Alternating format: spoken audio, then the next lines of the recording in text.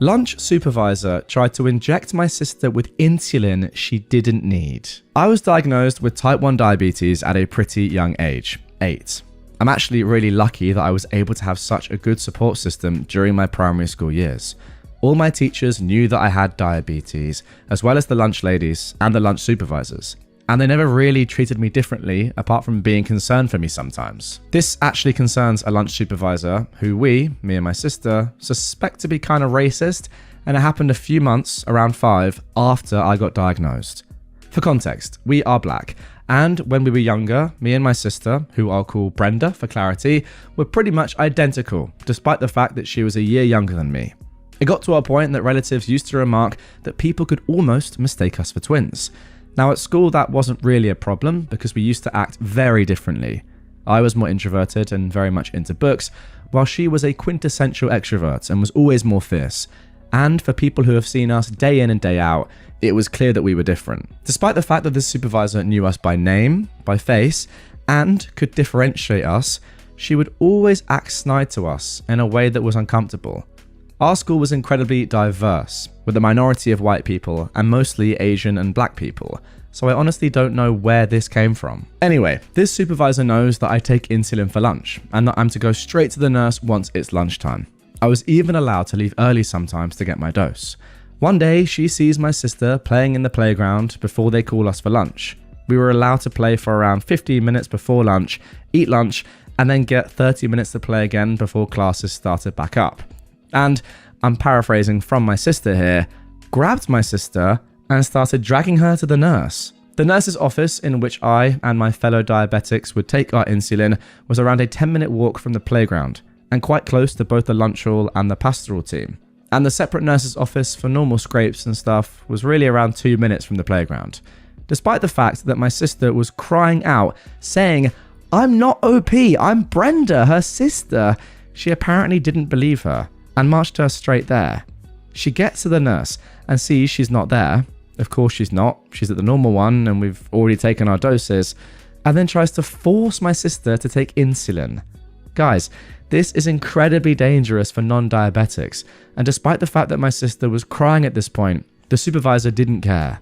One of the pastoral team hears this crying, goes to investigate, and comes to the scene.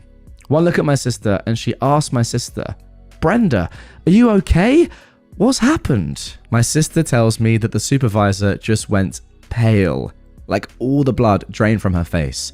Then she goes red, and as my sister is explaining, tries to butt in and say, "Well, she didn't say she was Brenda. How was I to know? I thought she was OP." Yeah, that didn't really fly well. Now, a lot of people, and I assume you guys are wondering as well, what actually happened to this person. And you know what's crazy about it? She didn't get fired, the supervisor. OP has said, "I'm actually sorry," they've left a little edit here. "I'm sorry about the inconclusiveness of the story. I forgot to add it in probably because she didn't get fired. I remember seeing her in year 6. It was 3 years after I was diagnosed. I'm pretty sure she got suspended, not fired, and had to go through rigorous first aid training, as well as being sent, I think that's the word, to the board of directors of which our headmistress was on. I absolutely agree that she should have gotten fired, but she was one of those who'd been there forever. Just because she was there for a long time though and was friendly with people doesn't mean that she shouldn't have gotten fired. I agree with that. Like, surely there are certain things where you're like, I don't really care how long you've been here. This could have been awful. And as you said, this is an incredibly dangerous thing for non-diabetics to have insulin. I mean, I presume that, yeah, you could go into an absolute, I don't know, your body could just get completely screwed up and it could be lethal. That's what I think. Who knows? I might be wrong there, but I don't see why that it couldn't be the case. So, yeah, it could have been so badly. I'm glad that this all ended up okay, but wow, just think. If that had happened, then would have been the end for the school. Let's be realistic. And that is, I think, reason enough to have fired this supervisor. Way too rash in her decision making for me. Now for our final story of this episode. You really don't want to assume that someone is pregnant. A few years ago, I gained a significant amount of weight suddenly. and I'm still on a very healthy dose of steroids following emergency surgery to remove the tumour that caused that, and a variety of other health issues. Anyone that's ever been on a high dose of steroids for a long time, or had a tumour in their endocrine system, will tell you it's like being possessed. You look like an inflatable balloon and have mood swings that totally change your personality. You have hair in places you shouldn't have hair, and you literally feel so tired you could die on a daily basis. It's a bad time. Do not recommend. So, I was waiting for a train on the way back from meeting a friend. We had a couple of drinks, minding my own business, out of breath and swaying slightly. Not from the drinks, I'd only had a glass of wine. A woman approached me, struck up a conversation. Nothing bad at first. She pointedly referenced that she had 2 healthy pregnancies, and I could see where she was going with this, but I wasn't about to stop her from putting her foot in it. She asked what I'd done for the evening. I said I'd had some drinks with friends, softly hinting to her to maybe quit while she was ahead. Undeterred, after some polite conversation, she slips in, "You really shouldn't be drinking pregnant, not even 1 glass." I'm usually very mildly mannered and not big on confrontation, but Barry the brain tumour had other ideas. I saw red. "Oh, my belly? No, I'm not pregnant, I have a brain tumour. They recently told me it's too late to try radiation and that I'm at risk of a heart attack until they can remove it." I left it at that. Entirely factual. The best thing is that the train went for another 15 minutes. I cheerfully let that be the longest, most silent 15 minutes of her life. There we go. What a way to end this episode. That 15 minutes would have been absolutely joyous. It's so good that this woman couldn't just walk away, but had to just sit there with you, like, I don't know, next to her, whatever. just thinking about what's just happened. It's so good. Yeah, I mean, again, like, as I say with all of these, very sorry you're in that situation. Like, obviously less than ideal, but when you do have something like this take place and you can deal with it like this, it's just pretty awesome. It tells me a lot about your character. The fact that you didn't just, I don't know, back down or get really angry just shows you're pretty awesome, and this woman is a disgrace. But there we go. That 15 minutes, as I said, must have been majestic. The HOA president's long goodbye. When I moved into my suburban neighborhood, I expected peace and quiet. Instead, I walked into a petty dictatorship run by our HOA president, Todd. Todd was the worst kind of leader, the kind who loved power but hated accountability. He enforced ridiculous rules, like fining people $200 for leaving their trash cans out a minute past 9 AM, but he then blatantly ignored the rules when it suited him. His own yard was a mess of unpermitted structures, and his fence was taller than allowed by city ordinances. But Todd's true sin? Using the HOA as his personal piggy bank. At first, I tried reasoning with him. My fence was slightly off colour because the approved stain wasn't available, and he fined me $500. I explained, provided receipts, and asked for leniency. But Todd smirked and said, "Rules are rules," and walked away. That's when I decided I would take him down, not with screaming or public arguments, but methodically, legally, and in a way he'd never recover from. Step 1. Become the inside man. Todd's first mistake was underestimating me. I volunteered for the HOA board under the guise of wanting to get involved in the community. I played the part of the eager, naive newbie perfectly. For 2 years, I attended every meeting, quietly observing how Todd operated. I learned that he controlled the board by bullying other members and burying them in paperwork. He'd push through votes when only his allies were present and conveniently lose paperwork submitted by dissenting homeowners. I kept my head down, took detailed notes, and I waited. My goal was to outlast this term as president so I could begin making changes. Then I discovered Todd's second mistake. He wasn't just a bully, he was a thief. Step 2. Follow the money. Todd loved to brag about how he kept the HOA's finances in order, but something didn't add up. The annual HOA fees were high, much higher than in similar neighborhoods, but the common areas were falling apart. The pool was closed half the summer due to maintenance issues, and the landscaping looked like it hadn't been touched in months. I started digging. As the HOA treasurer, Todd had access to all the accounts, but he was notoriously cagey about sharing financial details. I asked for the budget during a meeting, and Todd laughed it off, saying, "Don't worry, I've got it under control." I filed a formal request for the financial records, which, under HOA rules, he was required to provide. Weeks went by with no response, and that is when I started talking to neighbours. It turns out I wasn't the only one who was suspicious. Over a dozen homeowners had requested access to the budget over the years, only to be ignored. One neighbour claimed that Todd had used HOA funds to install a new patio at his house, while another swore that he'd seen Todd's kids at the community pool during its maintenance closure. Armed with these suspicions, I filed a formal complaint with the HOA board, forcing Todd to provide the records. He stalled, but I wasn't backing down. Step 3. Build the case. When Todd finally handed over the financial documents, they were a mess. Invoices were missing, payments were mislabeled, and some expenses were downright bizarre. A $15,000 landscaping fee paid to a company that didn't exist. Thousands spent on administrative costs with no explanation. I cross-referenced the HOA's bank statements with public records, and I found the smoking gun. Todd was funneling money to his personal accounts. Even better, I discovered that Todd had been inflating contractor fees, pocketing the difference, and splitting the profits with his buddy, a shady contractor who handled most of the HOA's maintenance. I compiled everything into a detailed report, complete with spreadsheets, photos, and notarized statements from neighbors who had seen Todd's antics firsthand. Step 4. The coup. I waited for the annual HOA meeting, which was typically a snooze fest attended by only a handful of homeowners. But this time, I made sure people showed up. I spent weeks knocking on doors, explaining what Todd had been up to. I didn't share everything, just enough to get people angry and curious. On the night of the meeting, the room was packed. Todd started the meeting like usual, droning on about how difficult it was to manage the HOA and how much he'd sacrificed for the community.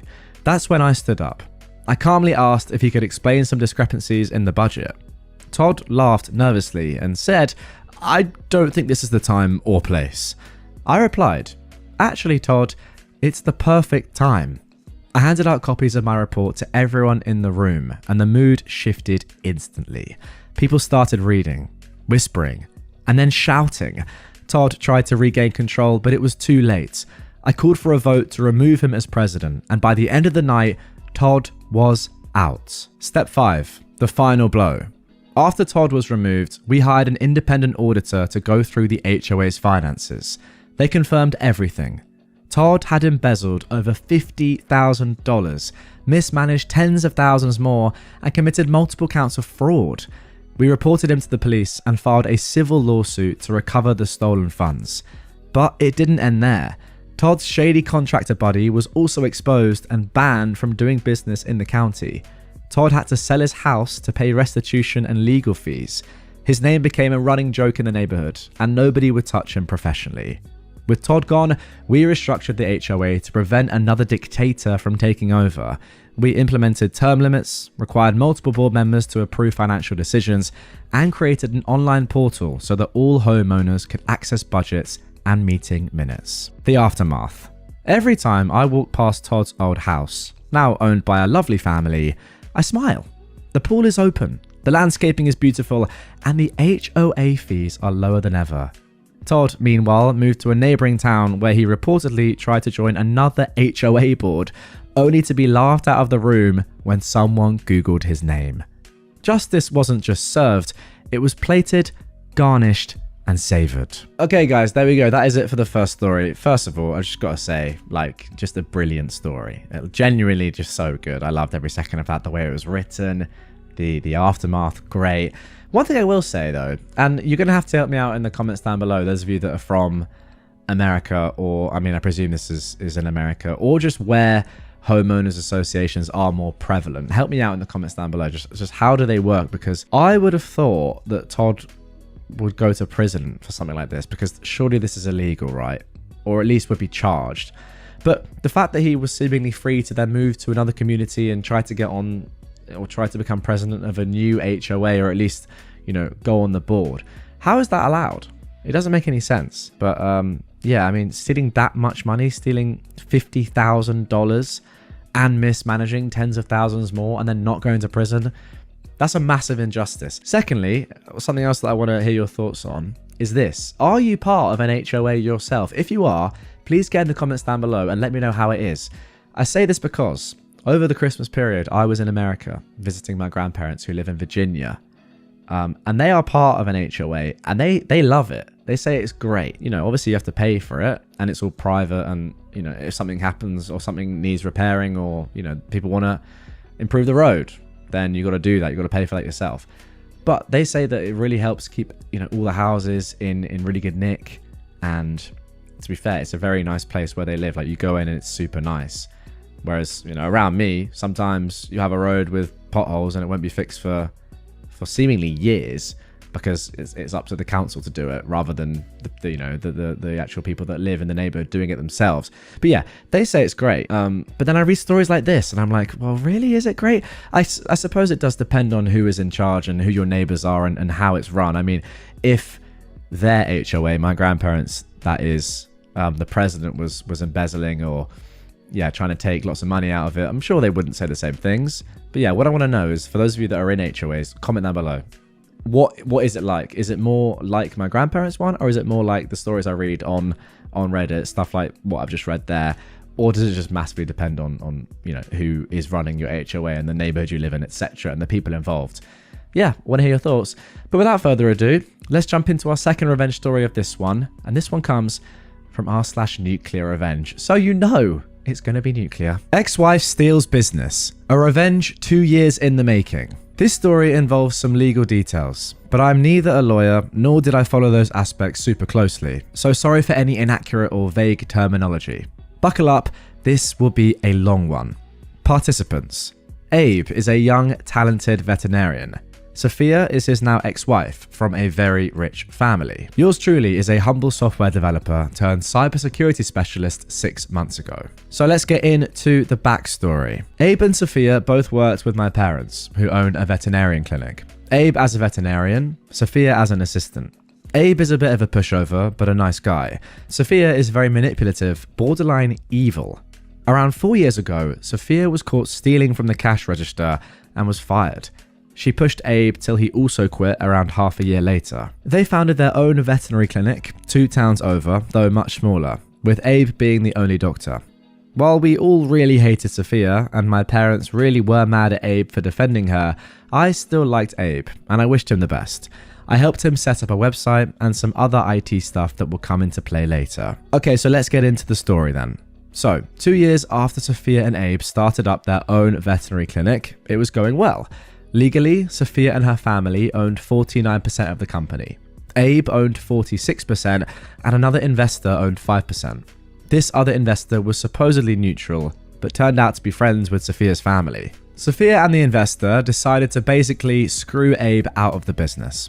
I don't exactly know why, but having known Sophia for years, I'm assuming Beelzebub warned her she is running low on her quota of ruining lives. Basically, they founded a new veterinary company and started selling the assets of the old company to it for basically no money.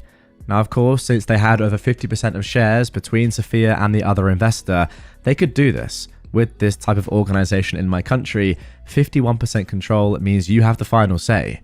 They couldn't technically just fire Abe, but since they ran the original company into the ground, he was still out. He was the only doctor and did most of the work, and it turned out they had a non-compete clause that meant he couldn't start up a new business.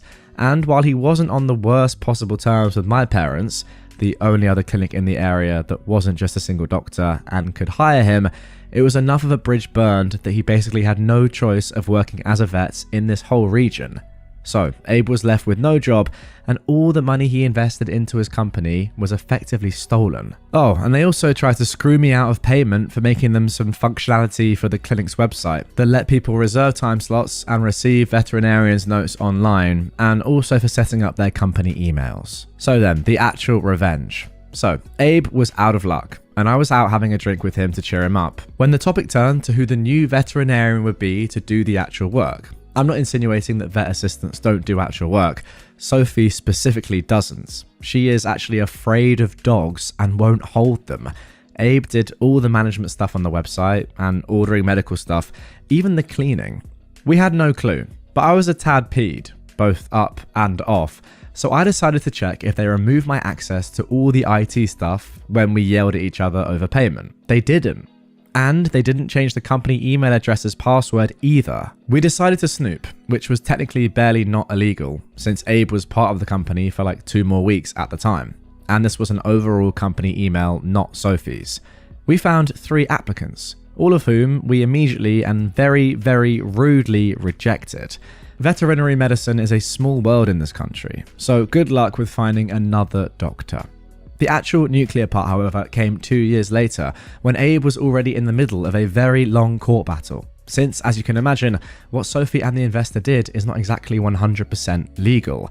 I was cleaning up some stuff on my work laptop when I noticed they still didn't manage to remove my access to their system years later.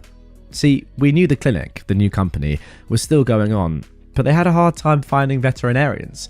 I can't imagine why, and the ones they could left quickly. As I poked around in their system, I saw that the veterinarian on the different case logs for weeks at a time was written as Sophie in the internal database.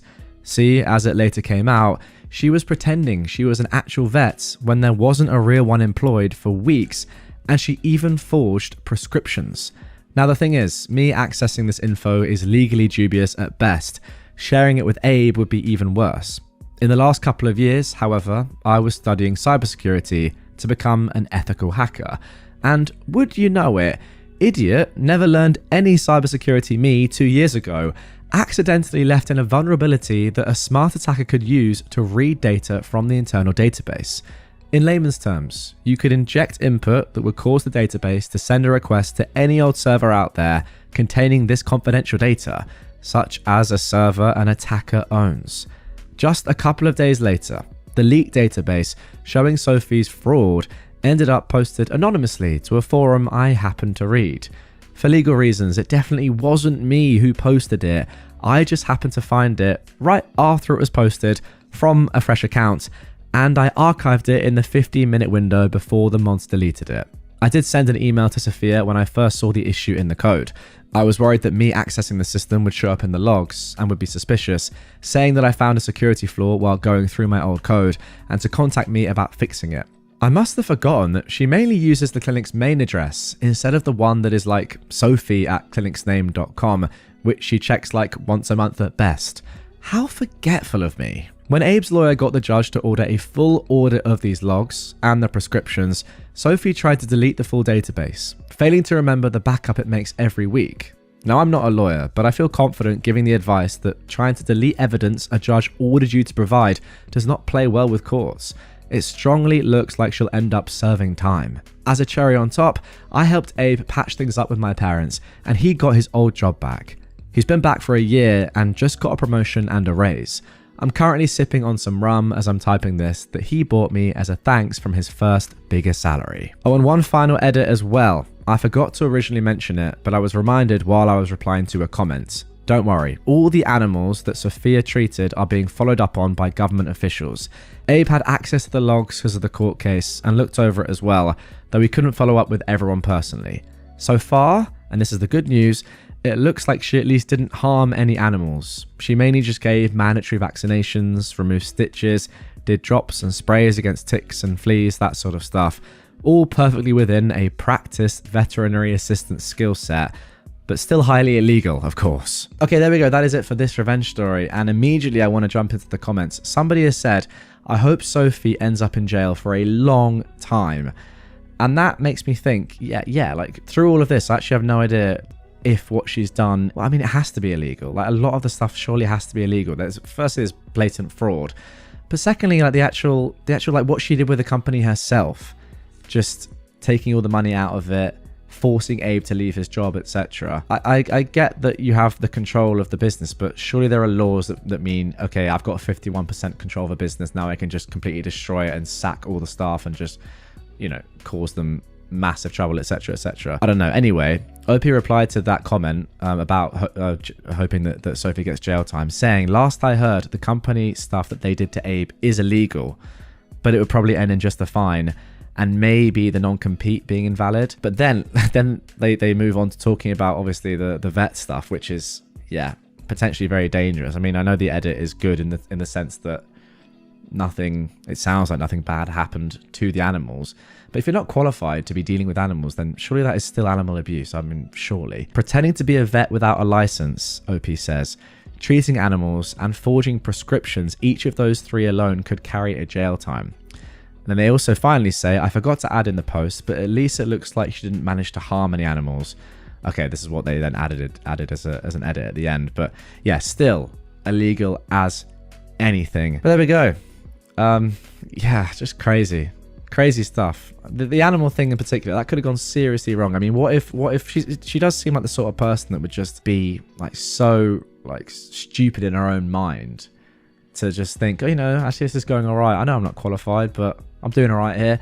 Let's just go one step further and start, like actually diagnosing animals, like doing operations, that sort of stuff. I don't care. I'll do it. Like I'm breaking the law anyway. Who cares? But thankfully, it seems as if it didn't get to that point. Crazy stuff nonetheless. And, you know, ultimately, we don't know if there was no harm done to animals. Maybe we'll get an update on this and see. I just really hope that nothing happened. Neighbor ruined my garden. I turned his yard into a swamp. Get ready for a wild ride, folks. This is the story of how my battle with a neighbor over my beloved garden led me to transform his pristine yard into a swamp, and in the process, I became a local legend. It all started when I moved into a new house, which came with a small but charming garden. Gardening quickly became my passion, and I spent months turning that space into a blooming paradise full of flowers and a few veggies. My neighbors seemed to appreciate the view, all except one. Let's call him Grumpy Greg. Grumpy Greg was the kind of guy who took too much pride in his perfectly manicured lawn, the type that looks more like a golf course than a yard. He despised my garden, calling it untidy and an eyesore that attracted pests. I tried to reason with him, offered to keep it more contained, even suggested setting up a small fence. But no, Greg wanted it gone. One morning, I woke up to find most of my garden destroyed. Flowers uprooted, veggies trampled, and my small bird bath smashed. I knew it was Greg. No proof, but who else would it be? I was furious, heartbroken, but then inspiration struck. I remembered Greg's one true love, his flawless lawn. I did some research and found the perfect, most diabolical yet completely legal revenge. I bought hundreds of water retention crystals, the kind meant to help soil retain moisture for plants, except I wasn't planning on using them for their intended purpose. Under the cover of night, I went to work, spreading these crystals all over Greg's precious lawn. These tiny crystals are harmless, but when they come into contact with water, they expand, holding many times their weight in water. And wouldn't you know, the forecast predicted a week of heavy rain starting the next day. The rain came and the crystals did their job too well. Greg's perfect lawn transformed into a squishy, waterlogged mess. Every step taken on the grass felt like stepping on a waterbed. The lawnmower got stuck and the yard had become the neighborhood's newest swamp. Greg was livid, blaming everyone and everything for his misfortune, but he couldn't prove a thing. It took weeks for the effects to wear off, and by then, his lawn never truly recovered. In the meantime, I rebuilt my garden, even better than before. Neighbors who learned about the ordeal and Greg's role in destroying my garden came to help, bringing plants, seeds, and even a new bird bath. My garden became a symbol of the community, a place where neighbors would stop by to chat and admire the flowers. As for Greg, he became a lot less grumpy, especially after I casually mentioned how unpredictable gardening can be and how it's important to have a good relationship with your neighbors. He got the message loud and clear. So that's the tale of how I turned a bully's yard into a swamp, and in the process, united our little community. Sometimes a bit of creative thinking and a whole lot of water retention crystals is all it takes to stand up to a bully and come out on top. All right, there we go. Now, the cynic in me is saying, and guys, I want to hear your thoughts on this, that this might not be real. I'm going to be honest. It's written almost like a movie script, and I'm not entirely sure. Now, I did know this before recording and narrating this, but I wanted to hear your thoughts more generally, because as I always say with stories like this, there is no way of actually knowing for real if this has happened. I mean, even if I, contacted the person who wrote it and asked them for an interview, they could still lie to me. So we've got no way of knowing if this happened for real. So I can only judge it based on what we've got here. What do you think down below? Some things for me don't add up. Would you really wake up and your whole garden's been destroyed and you didn't wake up at some point during the night? I'm not sure. Can water crystals really cause that much of a mess and that much damage? I'm again not sure. Comment down below, what do you think? I mean, superficially, or at least on the surface, it's a great story of nuclear revenge, but I'm just not sure I believe it. Okay, now moving on to our next story, this one from r/ProRevenge. Landlord screwed with the wrong tenant for too long. The minor details here might not be entirely accurate, as I've no interest in a revival of this conflict on any level. I won completely, and any resurrection can only taint the experience. We'll start off by noting that I spent about 2 decades working in security. During that time, I worked many different types of security in many different locations. The one that matters for this story was time spent in the rental housing tribunal in a major city as a kind of bailiff. For those not knowing what that is, think of a courtroom in a major city anyway. In a smaller town, it will probably be an event room in a hotel or community centre, as you'd see on TV, but with less formality and an adjudicator instead of a judge. They functionally are the same thing to landlords and tenants, but they definitely aren't the same thing. This place exclusively deals with landlord and tenant disputes and is the only place to resolve said disputes. Note that I wasn't a bailiff and it wasn't a court, but these terms most accurately describe the situation and my place in it. Okay, so OP had experience here. For 2 years, I worked at the rental housing tribunal. It was early in my time in security. I was 18 to 20-ish. Being as it was a major city, the sheer number of cases I sat through was beyond my ability to count. I saw everything there was to see. No one is capable of surprising me with a story because I've seen them all. In detail, as a side duty of mine was to ensure that all parties had copies of all evidence being presented, I did a lot of photocopying and always read and inspected everything I copied to ensure that nothing got cut off or made illegible. By the time I stopped working there, I probably knew the way everything worked well enough to be an adjudicator myself. Well, no, obviously not, but I'm certainly in no need of a lawyer either should I ever have the need to go there. I also had intimate knowledge of how the system worked beyond the actual rules. Like, for example, adjudicators would always give a little leeway to anyone representing themselves over someone who had a lawyer, or how annoyed adjudicators would get when a party was speaking out of turn. Seriously, do not do that. Okay, so skip forward almost a decade now. I left the city and I'm in a fairly large town in the same province, with the same tenant laws. I have a few roommates in a decently sized townhouse. We get along well, but there's a problem. Only I can write checks and our paydays don't line up. So I'm the one who pays the rent and I usually can't do it on the first because my roommates don't usually all pay in time. We advise the landlord we might be a day or 2 late, but we'll always have it by the 3rd at the latest. They have no problem with it at all. I spoke to them myself. For about a year, this works fine. No complaints from the landlord because even if we're often a day or 2 late, we always pay. We're also fairly quiet and don't damage the property. Nearly model tenants. I do not actually have any idea why, but one day this changed. I suspect a different person in the company started overseeing the region. One day, suddenly, we got a summons to the Rental Housing Tribunal, hereafter to be referred to as RHT, on the 2nd of the month for failure to pay rents. This doesn't actually lead to a case because we paid the same day, but now we have to pay the application fee the landlord paid in order to serve the summons. I complained to the neighbour, who was also the superintendent, and eventually heard back that their contact at the company was now demanding 1st of the month, no exceptions. Well, that really didn't work for us, so we probably had to pay that fee 15 to 20 times over the next 2 years. I could have gone to the tribunal over it, but we were technically without a leg to stand on, and I knew it. Maybe if I went enough times, I could ding them for harassment, but I didn't have time for that, and my roommates don't care. After being split between us all, the fee wasn't enough of a deterrent to change our behaviour, so we accepted it. Now, if this was the only issue, there wouldn't be much story though. At around the same time the rent leeway vanished, so did mandatory maintenance. I'm not going to list everything that went wrong and wasn't fixed. You'll get a decent idea at the end. We suffered through it. We were all working too many hours at terrible pay to be able to actually do anything about it. We adapted. But after about 2 years, it broke.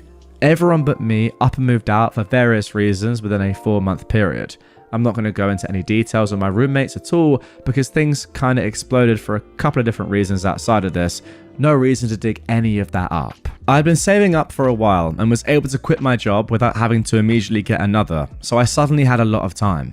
I didn't want to stay and pay the rent by myself or have to find new roommates I could live with, and with my experience in the RHT, I knew I had the landlord by the balls. So I went for them.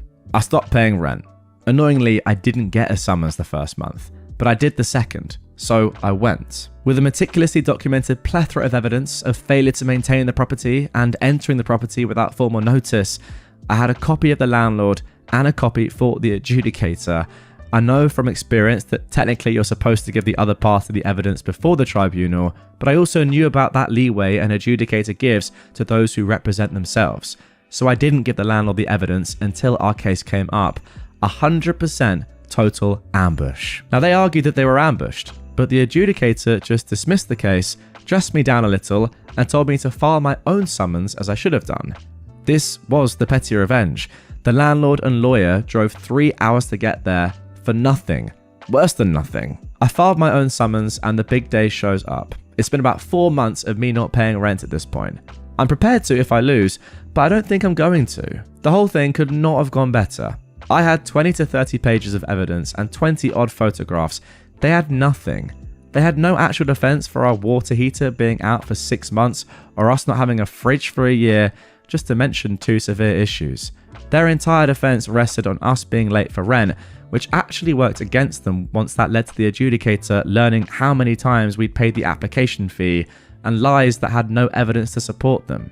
They even talked over me a few times, and I saw in the adjudicator's eyes the one time I opened my mouth to protest during their turn to speak, but I forced myself to shut up with every gram of willpower I had, so only a squeak came out, and the adjudicator respected me for that. But he had no respect for the landlord. I'd won on every possible front. The only question was how much. It was more than I'd ever seen. I got 9 months of free rent, and the landlord was ordered to have everything fixed before the next month was over, or I'd get more. I gave notice that I was leaving at the end of the 8th month, and I left at the end of the 9th. Because the landlord had never renewed the lease, I didn't have to give him the 3-month notice the lease specified. So if you want to put a figure on it, I basically got a $13,000 judgment in my favour, adjusted for inflation and rounded. I also made the landlord and lawyer drive 3 hours, twice, only to lose. The landlord's face was so red at the end, I thought he'd have a heart attack. He didn't though. Bye, Mark. Well, one thing is for sure, there is nothing worse than a bad landlord. I feel like they're just in a position of ultimate power, and a lot of the time you do hear pretty bad stories of landlords just abusing that power and taking advantage of their tenants in so many different ways. And this one I wasn't really expecting, but this sounds awful. I mean, not having a fridge for a year is crazy. I mean, you add on top of that the fact that you didn't have hot water for 6 months. That's genuinely bordering on inhumane. I will say though that not all landlords are bad, and you do, I think, hear about the bad ones more than you hear about the good ones. I recently moved out of a flat with my mates, and the landlords were pretty good, to be fair.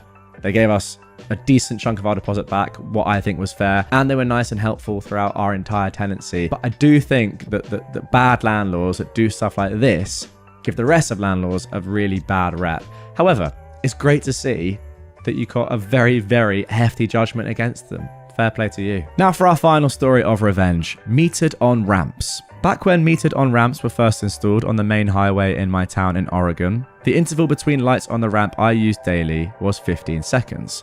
Cars would be backed up onto the adjacent feeder streets, and you could be stuck for 15 to 20 minutes on the ramp. It took a bit of research to find out that it wasn't the city or county, but ODOT, the Oregon Department of Transportation, that controlled them. After repeated complaints and no action, I finally got the names of the 2 ODOT traffic engineers responsible for setting the light intervals. I made numerous voicemails and finally had one discussion, but still, no fix to the issue. Well, back in the day, this happened in the early 2000s, we still had phone books, and both these engineers had listed home phone numbers. So I got a 4x8 piece of plywood and painted and lettered it. Are you tired of these idiotic ramp lights? Call the ODOT engineers responsible for them. Dennis M, and then OP has censored his surname, 503, and then censored the rest of the number, and Bill C censored 503, rest of the number censored, and let them know what you think. Oh my goodness me. And I can assure you guys, they were not censored on OP's piece of plywood. I am sure about that. OP said they stood with it on the side of the ramp for 2 days, 4 p.m. to 6 p.m. The next day, I get a call from one of them, don't remember which, begging me to stop. I said, fix the frickin' lights. You'll stop with the sign? They replied, fix the frickin' lights. Okay. The very next day, they had a survey crew out there in the afternoon to count cars, And the day after that, the lights were reset to 3 seconds between cars. Bottom line, when dealing with government, until those personally responsible are held accountable in a manner that inconveniences or scares them, they will continue to abuse the public, whether from negligence, incompetence, or malice, but bring it home to them and they will, grudgingly, change their ways. So this is pretty much doxing before the internet was a thing, right? I mean, before doxing as we know it now was a thing, this is the physical version of doing it. Imagine actually having to do this, going outside, marking someone's name, phone number on a piece of plywood and just showing each and every individual car to actually get something done. It's crazy that OP had to go to this length, but yeah, I guess they did, and I guess it worked. I do think your last point is good. Until someone is actually dealing with the consequences of their stupid actions, I mean, who knows why it was set at 15 seconds when it could have been at 3. It's ridiculous. They're not going to change it, sadly. And I imagine that you weren't the first person to complain, by the way, OP. I'm sure lots of people who do that route a lot of times, we're also doing the same thing. But yeah, until you actually went out of your way and did something about it to affect them personally, nothing changed. So again, fair play to you. Threaten my friend with revenge prawn, I'll ruin your whole dang life. My very good friend made some slightly dumb mistakes and sent some pictures to someone that she reasonably thought she could trust, but not knowing much more than his first name, his screen name, and roughly where he lived and the type of work he did. He is not in our country, but had indicated that he would be traveling for work to near us shortly, and they'd made some plans to meet. And when she got some red flags and backed out, the dude threatened to publish these pictures online. I am, incidentally, an attorney. So, some searching later and gathering up any pictures he sent her of him that could possibly identify him, his online handle led me to a TikTok page, which led me to an Instagram page with his name on it. That led to a LinkedIn page with his place of work that matched a picture he sent with a branded polo he was wearing. Some more searches got me the email of the CEO, the VP of HR, operations manager, and the public relations manager. I just fired off an email on behalf of my client of the screenshots of him threatening revenge prawn, snippets of the conversation showing that username while he sent that exact picture of him wearing his company's branded apparel, links to how I know it's him, along with pictures he sent her of his motorcycle with the license plate showing, as further proof that it is him. I also included screenshots of him discussing a workplace incident that were timestamped, along with pieces of dialogue discussing how he had sex with an ex at his place of work, and discussing plans to have sex with her in his office as well. I also included a picture he sent her showing his work laptop with his entire Outlook calendar, along with proprietary information, which he sent to prove he was busy, along with other pictures he took of his workplace with non-consenting employees. I further informed his employer that I will be forwarding all this information to to them, law enforcement. And since he'd indicated that he'd be traveling to the US soon, we'll also forward this to the local office of the Federal Bureau of Investigation. As, since my client is a US citizen on US soil, these threats constituted a federal crime, so that should they continue with his employment and continue with their plans to send him to the United States for work, I will ensure, on behalf of my client, that federal law enforcement is waiting for him on arrival. Which I will do, as one of the assistant US attorneys for this region is a law school buddy of mine. Since I have his license plate, I know where he lives and will be contacting his local authorities tomorrow. You dumb mother effer, thinking you were hiding around anonymity, thinking you could threaten my friend? It took me 45 minutes to destroy your life. Okay, so I'm recording this on the 5th of April, 2024. What I've just read there was posted on the 4th of April in the morning. And there is an update to come, phenomenally, which was posted literally just a few hours ago at the time of recording this. Now, before we get into that, I just want to give my initial thoughts. Yeah, I mean, what else can you say really other than, you know, F around and find out? If you're going to try something like this and you're not clever and you're leaving clues and hints as to who you really are, in the modern day with technology, it's really not that hard to do a little bit of digging. I mean, yes, you've got unlucky, I guess unlucky in air quotes here, that the person that you're doing this to has a friend who's a good lawyer. But I mean, anyone could do this. It's not that hard. If you're leaving clues like this, it's so easy to find who you are, where you live, who you work for, etc., etc. And you've just ruined your entire life. What for? For threatening something stupid like this? Really? Was it worth it?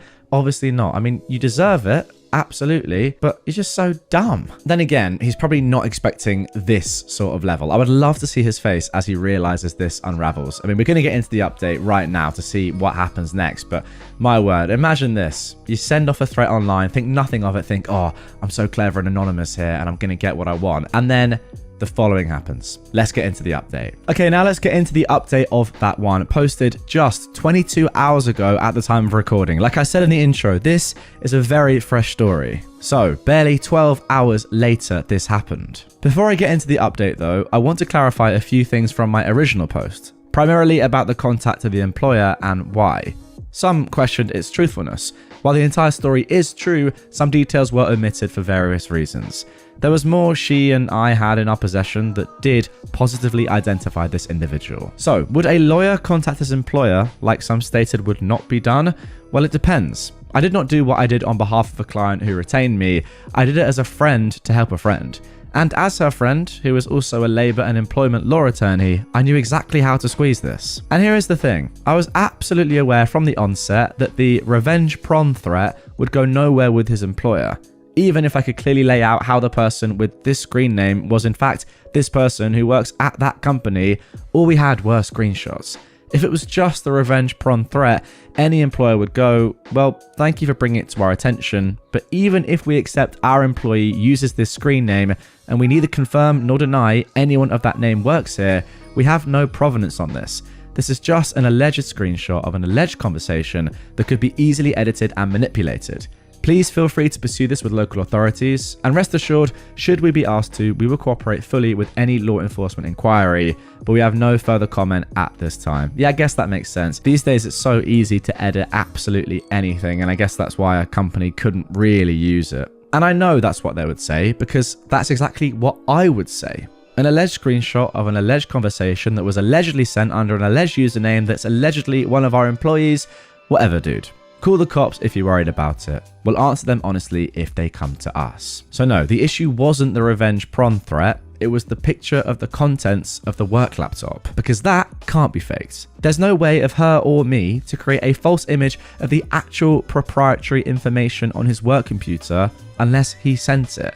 There is no way for me or her to have possession of images taken of his co-workers without their consent unless he sent them. The proof here wasn't that this person broke the law, it's that he sent pictures of company employees and property which would absolutely be verifiable by their IT department that yes, this absolutely is his laptop. That's what would get him fired. So I advised my friend not to block him, to sit back and wait and not respond to anything, but let him dig himself deeper.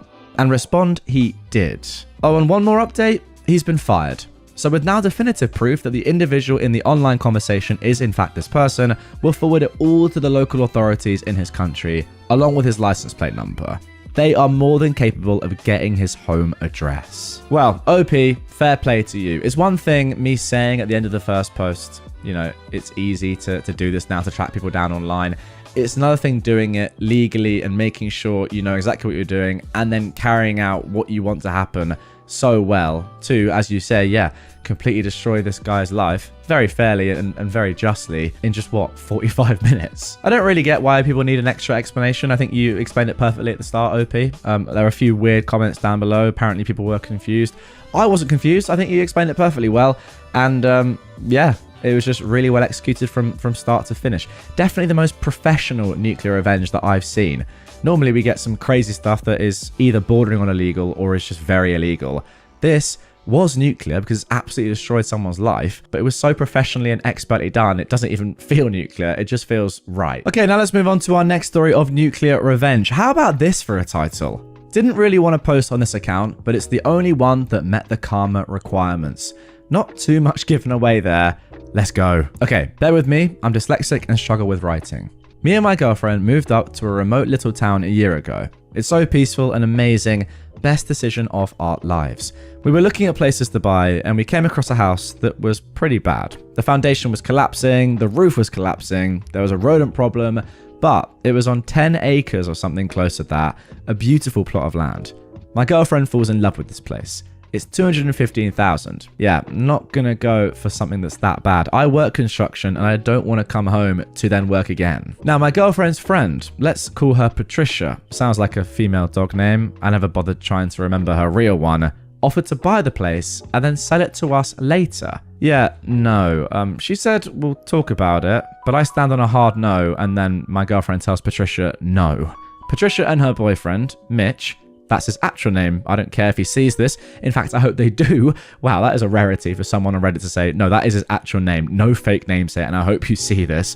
Already bought the house, thinking we'd buy it from them for more than the 215k. But okay, cool. My girlfriend has her friend moving out here that she's known since she was 3. I told them that if they buy the materials and the tools, and I keep the tools when they're done, I'll do the work for them for no additional cost, because I lost all my tools when we moved. Now, this Mitch guy trashes all over me about how he works in finance and doesn't need any help.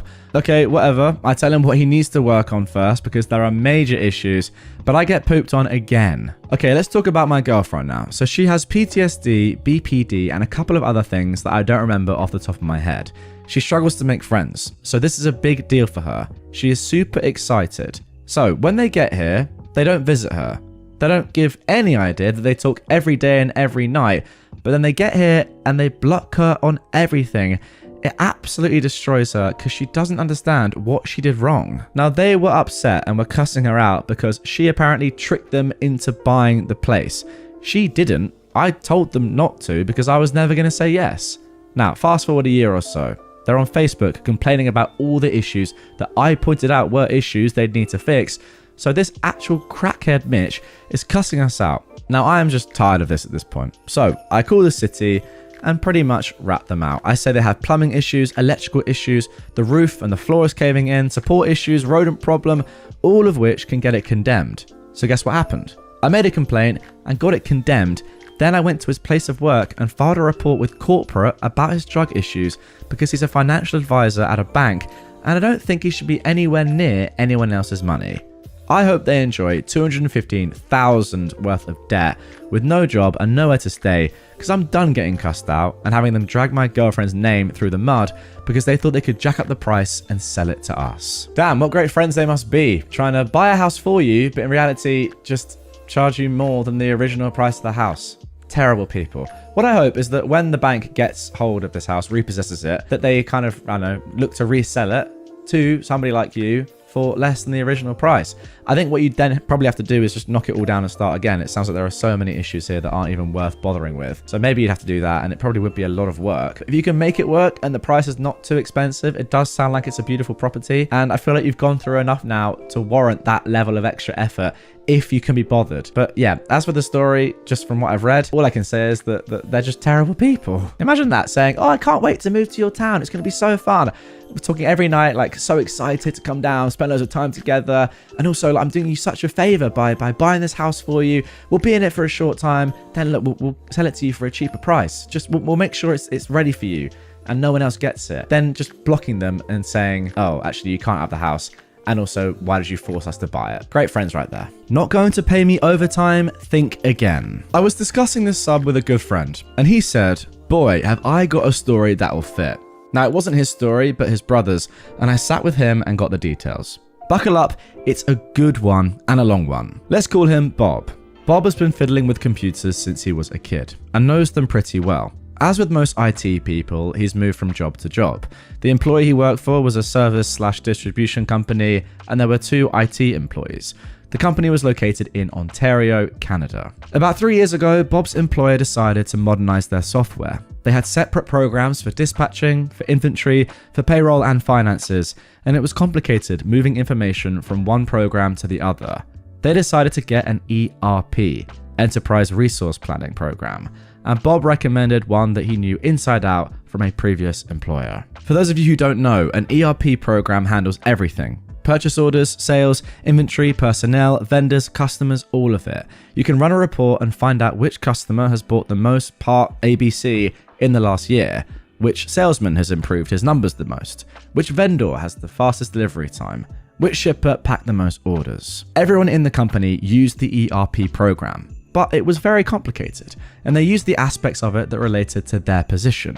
For example, The receiver would accept a shipment, verify the quantity, confirm it was received, and the inventory stats would be available to the salespeople if they wanted to look up how many were on hand.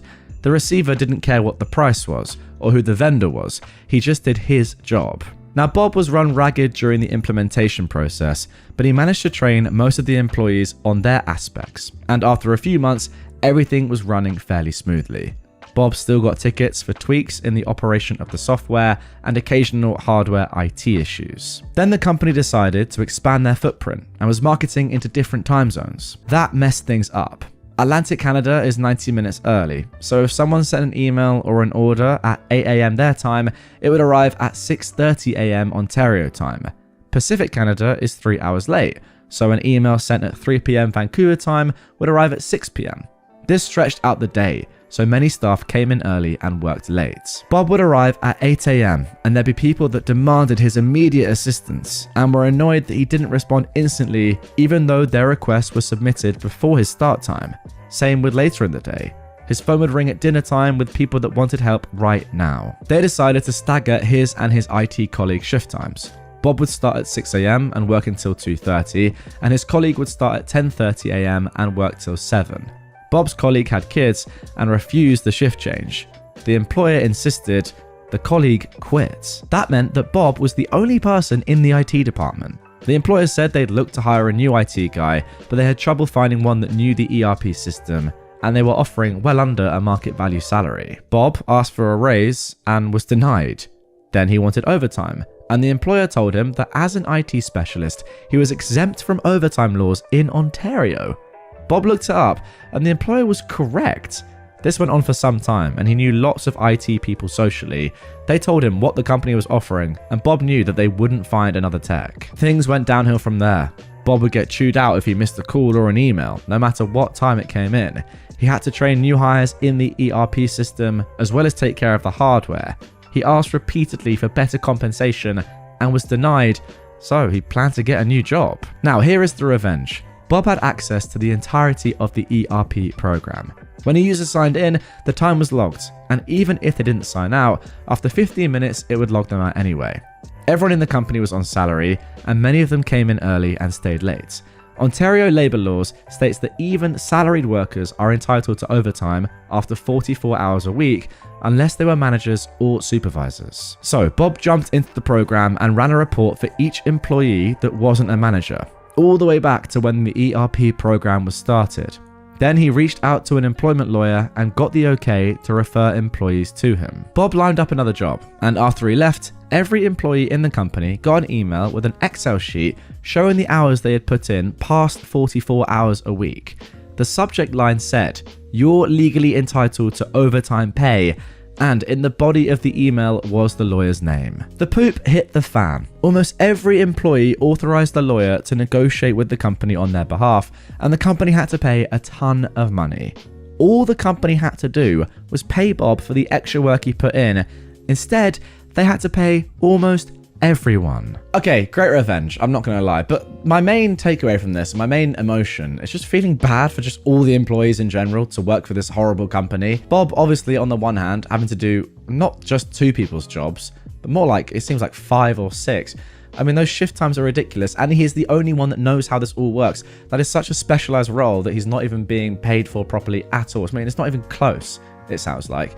And then, all the other employees who were doing overtime, but then haven't been getting paid for it. What if Bob had never done this? They would have just done all those hours and never been given the money for them? It's ridiculous. So yeah, I mean, shout out Bob for helping out so many employees that were just being completely manipulated and just not given what they deserved. It's just sad that it had to come to that. Crazy. Pay the man the money he's worth for his skill, and this would never ever have happened. But then again, you could also say just pay the employees what they deserve and are owed for the overtime, and they'll probably be more happy as well, and it would just, you know, contribute to a much better working environment, and the company would probably do way better because of it.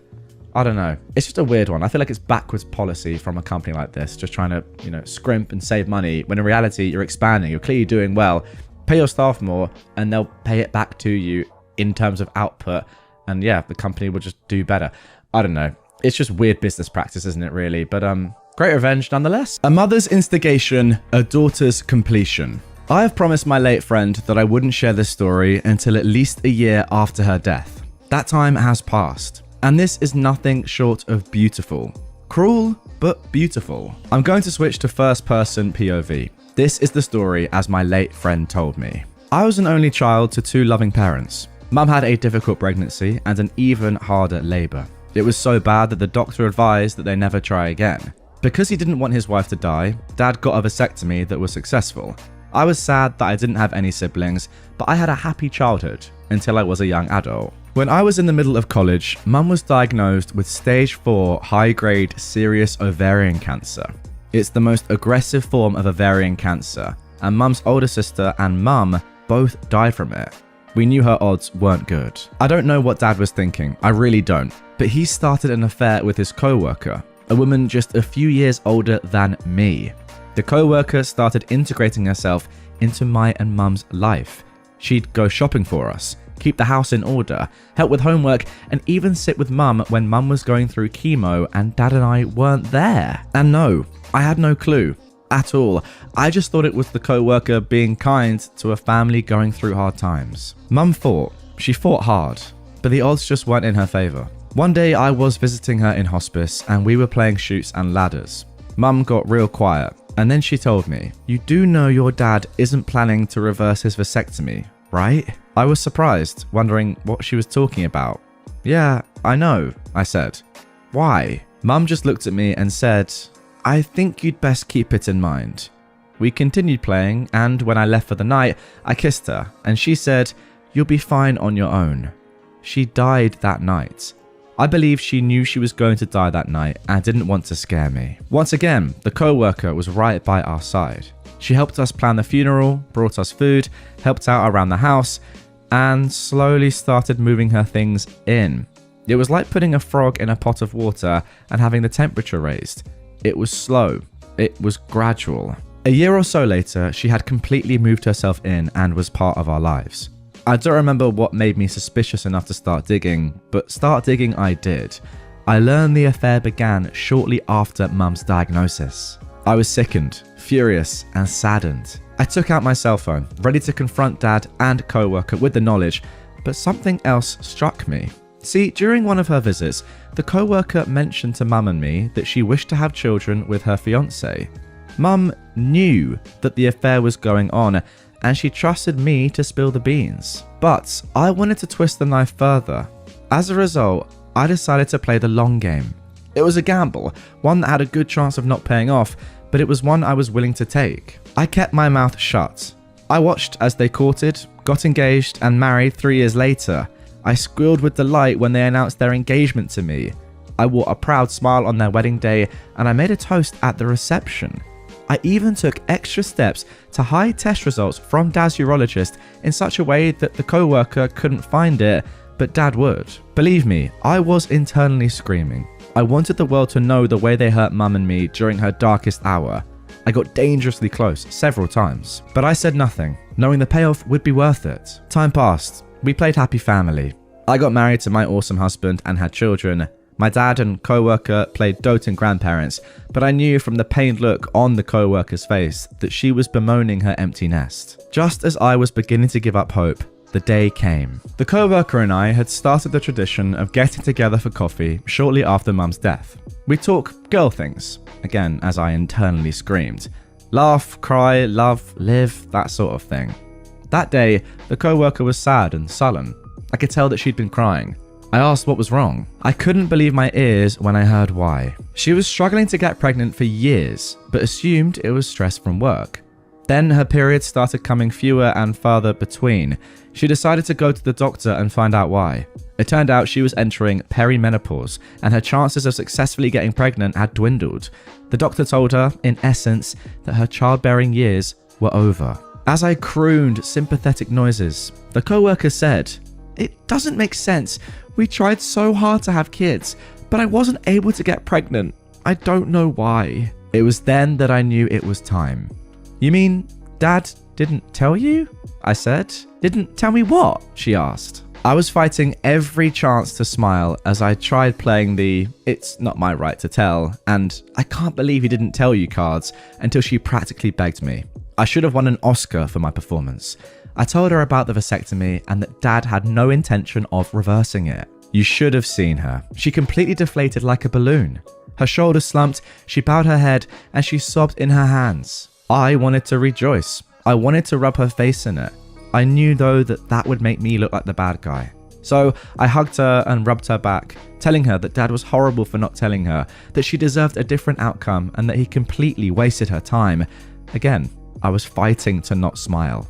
When she left, I told her I would always be there for her, but I knew she wasn't going to be part of my life anymore. Why would she? I was the daughter of the man who betrayed her. Once she had left and I was alone, I wept with joy and relief that it paid off, but also deep sorrow that Mum hadn't been there to see it. That was the last time I saw or talked to the coworker. A few weeks later, Dad called me in a fury. She had packed her bags and left, slapping him with divorce papers.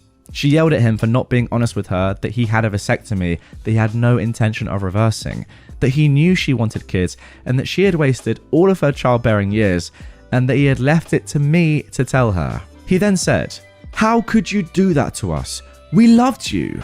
I said in a cold tone, "You and Mum did a good job teaching me how to keep secrets." I hung up and that was it. I never spoke to him again either.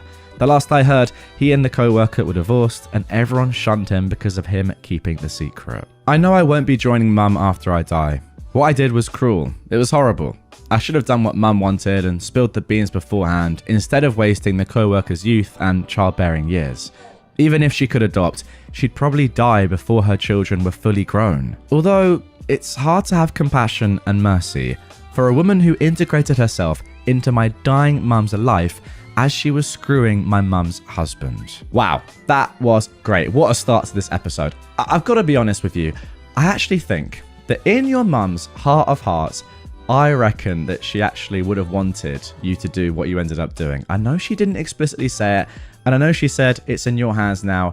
You can tell them," or you can tell, the co-worker that your dad isn't being honest with her.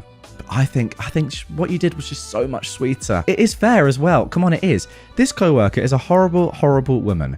She knows exactly what's going on. She knows that your mum is gonna die very soon, sadly. She's preying on that. And, your dad is equally as bad, if not worse. But them two together are terrible. And yeah, this woman doesn't deserve the satisfaction of having kids. It's simple as that. What I can't get over is your dad saying to you, "How could you do that to us? We loved you." So, sorry, he kept his vasectomy a secret for decades, but then blamed his daughter for eventually telling his new wife after all those years? Absolutely insane. Anyway, let's get into the second story of revenge. This one, to be honest, it's not as nuclear, but I think the payoff might be even better than that. Now moving on to our next story of revenge. This one comes from r/ProRevenge. Fired from my job, but received a year's worth of pay and got my boss fired. This happened in the early 2010s before the advancement of technology in video editing and content creation. I was hired as a content creator for a university that wanted to leverage YouTube to kickstart their branding campaign. The pay was low, roughly $2,200, and in those days, there were not that many video content creators around, and the process usually took a long time from start to finish. I was hired, and on my second day, the manager presented my KPI of 85 3 to 10 minute videos in 52 weeks, which was impossible for a one-man team in those days. I mean, even now, that would be extremely hard. Wow. This meant that I had to do the scripting, producing, casting talents, shooting videos, composing music. They were too cheap to pay for a royalty-free music subscription, and editing, all of which I had to use my own equipment and software because their cameras and computers were so old, they simply couldn't handle the strain of even doing things in 720p, much less 1080. Oh my goodness me. I tried to let my manager know, but she just smiled encouragingly, telling me to give it a try, assuring me if the videos were good, the quantity would not be what she focused on.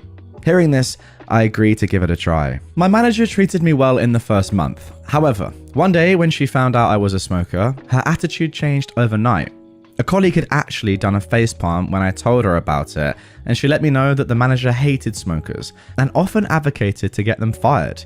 She started nitpicking me on everything, From smelling like cigarette smoke after my breaks, coming in 5 to 10 minutes late despite doing more than 4 hours of overtime daily, not being contactable during break times, the list goes on. But I soldiered on because I just wanted to do the work and do it well. One thing I'm not actually sure about is how much is OP getting here, guys? They say that the pay was low, roughly $2,200 US. I presume that is per month. I mean, I hope it's per month. Ideally, it'd be per week, but yeah, if that's per year, well, okay, that's ridiculous. But even if it is that much per month, that is still way too low, surely. OP continues. 5 months in, I was called into the director's office, where I saw my manager putting on her best, displeased but gleeful face, and I felt my stomach drop. The director told me that she was disappointed because she had heard that I was falling behind on my work, and it was already halfway through the year, and I'd only completed 30 out of my 85 videos. I tried to explain that I'd been working my butt off on these videos. I literally worked 6 days out of the week, over 60 hours, just to do what needed to be done, and that being a one-man army made things impossible. And also, the fact that the views I'd put up grossed the highest views ever on their YouTube page. I also recounted how my manager said that she was looking for quality videos over quantity. The director, though, dismissed this and stated that the KPI was simply 85 videos in a year, and since it was almost half a year in, with my numbers at less than half, she felt it prudent to cut the cord early. I asked how would they even meet the KPI if they were to fire me now, and my manager had snorted, saying, "We'll find a professional production house to finish your work." The director had given her an odd look, but nodded in her support nonetheless, telling me, "You don't need to worry, your manager will get the job done." That was when a light bulb went off in my head. Seeing as I was the content professional in the office, one of my jobs was to keep a database of production houses to use in the event that we needed to do a shoot that required more resources, and I was sure that they would be using the production houses in my database as my manager had no contacts in the production industry. So, I changed the contact numbers and messed up all the emails on all of the entries except one. This one, I had a friend working as a junior director, not an assistant director, but a director assigned to smaller video projects. I gave him a call and told him of my plan, and sure enough, within 2 days, they were called to come in to pitch. I told him that I had a plan that was a win-win for us. It would instantly help him and put him on the fast track to a director position by bringing in that much business to his production house, and it would also benefit me financially. I would teach him exactly how to pitch to win over the boss and the director, and in turn, his company would pay me a standard finder's fee of 15%. He agreed instantly and immediately put me on the line with his general manager, who, upon realizing this was to be 6 months of work for a high 6-digit payout, instantly agreed and drew up a contract. Sorry, are you telling me that these guys were only willing to pay you $2,200 per month, but now willing to pay over, well, 6 digits, over $100,000 for the next 6 months? Insane. As it turns out, after I gave them a metaphorical step-by-step playbook, they were the perfect fit, somehow understanding the needs and style of the university, as well as the sort of themes the university wanted to feature. The director and my former boss were amazed that my friend's production house was so familiar with their content that they signed them on the spot. Now, even back then, using a production house was not cheap.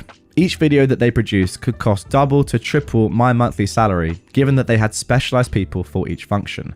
Producer, director, director of photography, gaffer, sound person, video editor, assistant director, production assistants, etc. But this meant that they could complete a video every 2 to 3 days. So yes, they produced 50 videos in a span of 4 months for over 100 months of my salary. And I sat back and collected the healthy 15%, which was about 15 months of my salary. This allowed me to put money aside for a holiday and the rest to further my studies with a respected film school overseas. Wow. Okay, so they're getting 100 months of OP's salary. That means that the university are paying them $220,000, well, over $220,000 to do this work when they were only paying OP $2,200 per month. That is crazy. OP continues, I thought my plan ended here and I'd gotten back at my former bosses. But to my surprise, I received a call from my colleague while I was holidaying in Bali one day. This was the same colleague who had facepalmed when I told her that my manager had found out that I was a smoker. She told me that my former manager had been fired and my director given a massive blasting by the chancellor of the uni. The content creation project which I was hired for was only given a budget equating to about 1.5 years of my salary, and they'd exceeded that budget by over 10 times. My former manager was so desperate to ensure that her content creation project could be completed that she'd thrown caution to the wind, paying anything to get the job done so that she could show my director that she had completed the project and had approved the massive spend without getting consent from the director. So that is how I got my friend a super fast promotion to a full director in his production house and 1 year of pay after getting unfairly fired from my job. That was phenomenal. Okay, that was a great story, and I can actually speak firsthand from my own experience here. When you are trying to make videos completely yourself, and now fortunately in this day and age, the channel's done well enough that I can have some other people help me. For example, I don't edit the videos anymore, all the episodes. Steve-O does that. A lot of you guys will know him. He's been with me for over 5 years now. Shout out Steve-O. But if you're doing it all on your own, it is so challenging. To be honest, I don't really know how I did it when I was doing it on my own, and my videos aren't even that that taxing really. But filming it all yourself, narrating it all yourself, and then editing it, making it into a video, doing the thumbnail, like getting camera equipment, all that sort of stuff, it takes a lot of effort. And this is not like uni level sort of showing off the university, trying to get whatever the point of the channel was. Like, I'm just reading stories, and that was a lot of effort. But goodness me, I don't know how the uni thought you were able to do this, or were going to be able to do this on your own to that level. That quantity is insane. It's just like they just don't understand it. Like they've asked OP to be a full production studio on their own, using all their own equipment. It's ridiculous. And then they've just gone, actually, yeah, let's just spend loads of money and I think we'll get away with it because we might get some views. Like, if that's part of your actual strategy, fair enough if you want to, spend a lot of money. And I think it would probably be worth it. I think, to be honest, I was quite impressed at the start of this when you said that back in the early 2010s, a university was looking to leverage YouTube to kickstart their branding campaign. That is great. I'd encourage every university to do that, and the majority, to be fair, do that now. But back in the early 2010s, that's forward thinking. So respect to them a little bit for that, genuinely, but not in the way they went about it. That is just awful. So bad, and they need to give their brains a wobble, and thankfully they're not in the role anymore. Good stuff, and congratulations for getting a great lump of severance and helping your mate out as well. I hunted down my credit card thieves. Yesterday morning, I received an email notification from my credit card company stating a transaction for $1,500 at a med spa was declined, and another stating it was approved. I immediately called said credit card company to report the fraudulent charge. Turns out my card has had fraudulent charges over the past 3 weeks, with purchases including various hotels in my area, eBay, gas station, self-storage, and moving truck rental. Now, I rarely use this card. The last time I used it in person was in February, and my last online purchase with it was in 2023. Fortunately, my credit card company flagged all recent charges and closed my card. This morning, my significant other had a doctor's appointment in the same city as a hotel purchase made yesterday. After the appointment, my boyfriend asked me what I thought we should do today. I said, well, you wanted to shop for some new shoes, or we can swing by this hotel up the street and see if the credit card thieves are still there. The amount charged seems like it would cover 2 or 3 days. So my boyfriend and I go to the hotel to see if the people were still checked in and to let them know the card was stolen and the charges would be reversed. The front desk lady was fuming. She was able to find the reservation by card number and noted that the person had kept changing cards to pay for the room. Of course, they didn't tell me the room number, much to my boyfriend's dismay. My boyfriend was hoping to get a room key to take their stuff. Yeah, right. I called the credit card company and they asked me to call the police. I called the sheriff's department and they arrived within 20 minutes. I was surprised they actually even came. I gave them my report, ID, and credit card. The deputy asked if I wanted to prosecute, and I said yes. But can I prosecute if my credit card company is going to refund all the money anyway? Then they went inside and spoke to the front desk, who provided them the invoice. My boyfriend and I waited outside in front of the lobby. Then, through the automatic sliding doors, I hear the front desk lady yell, That's him! He's trying to leave! A light Hispanic dude with a bull terrier and several bags gets placed in cuffs. He gets brought outside, searched, and the doggo gets cuffed to a trash can. Oh wow. Then another little Asian guy gets brought out in cuffs. A third deputy arrives and brings out a fancy Asian lady with a face full of fillers, 2 suitcases, and a Coach backpack. 4 officers start going through the backpacks on the hood of their car.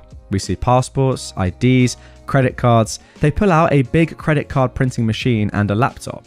Then they pull out a big Ziploc filled with crystal meth, and the cop exclaims, "Here we go," and turns towards us to flash a smile.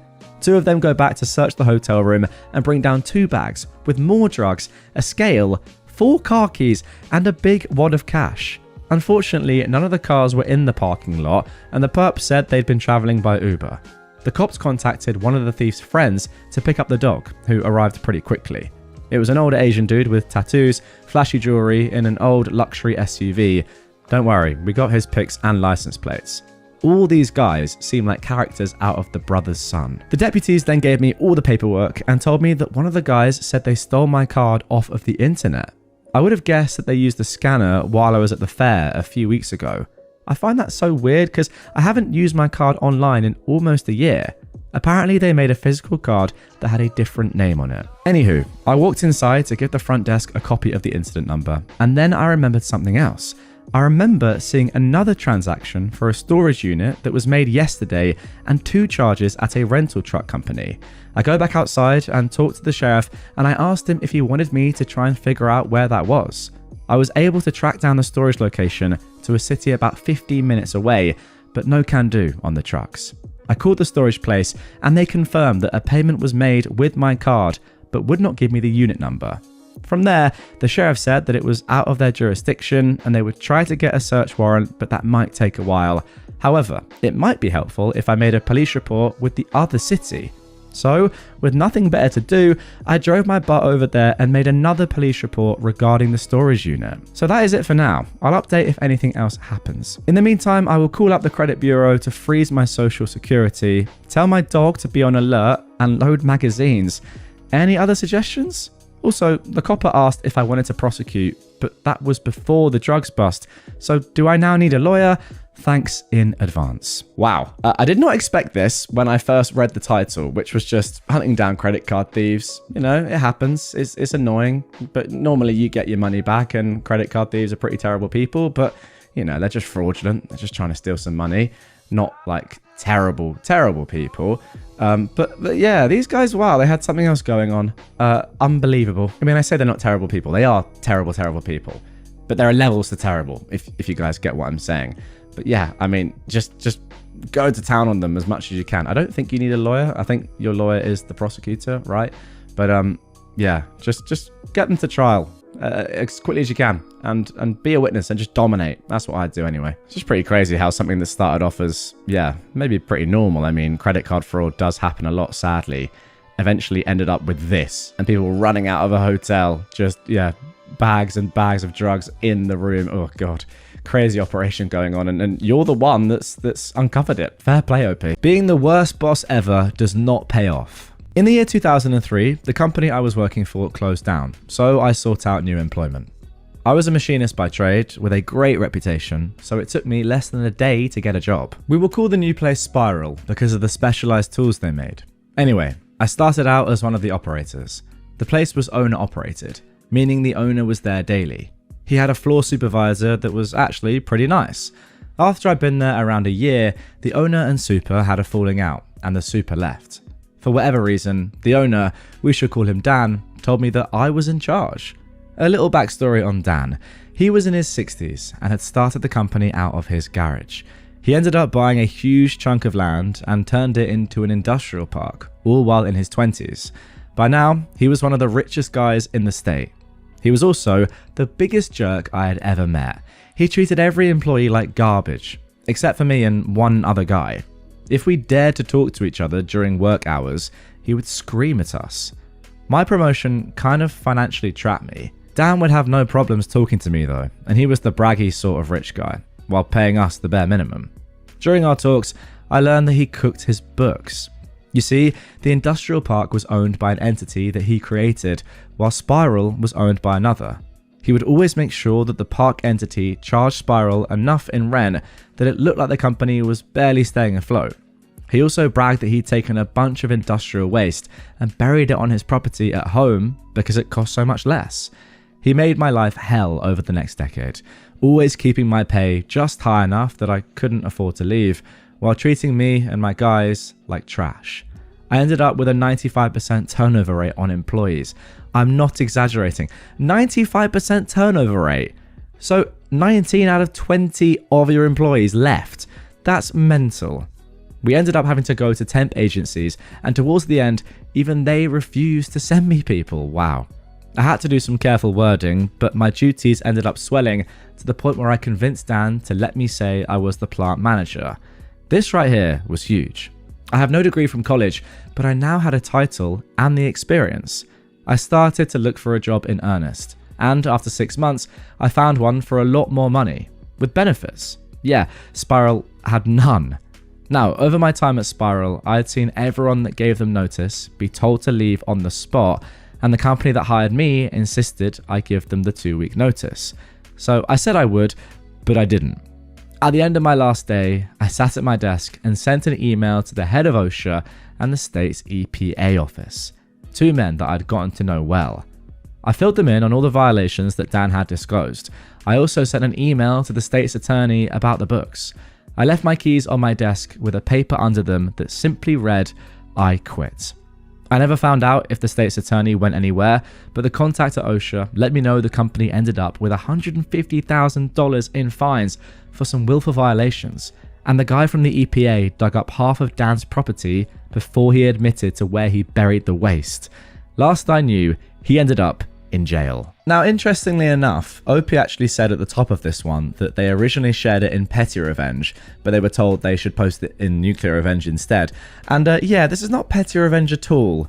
I think you got the wrong subreddit there. I mean, $150,000 in fines is not petty. That is pretty serious. Can't quite get over that turnover rate in employees though. I mean, 19 out of 20 roughly employees leave. You just know that it's probably not the best working environment when that is going on. Goodness me. Okay, now we're shifting things up and moving over to a different subreddit, so these stories probably aren't as nuclear, but don't worry. They are revenge stories, and that is the name of the subreddit, nonetheless. I blackmailed the maintenance man at my grandma's senior centre. Hi, I am a 41-year-old woman. I had to do some community service for a misdemeanor charge I was found guilty of, so I went to the senior centre in my town. Immediately upon arriving and being introduced to the person in charge, aka the maintenance man, he was hitting on me. We did no work at all. We walked straight through the cafeteria and out the back door and sat on a bench where he proceeded to tell me how awful his life was, how he was in a loveless marriage, his wife was handicapped, on and on. I felt bad for him until he started talking about the other girls that came through. They sent him pics and he signed their paperwork to say they did their community service. Maybe I wanted to do the same? I don't remember what I said, but I left and didn't go back, pretending it didn't happen. Then I only had a week left in my sentence to have my community service done, and I didn't do any of it. I had 4 out of 40 completed, so I did the only thing I could think of. I texted the maintenance man and told him I wasn't going to send him nudes, but he was going to sign my paperwork, or I would tell his boss and the court what he was doing. So he signed it.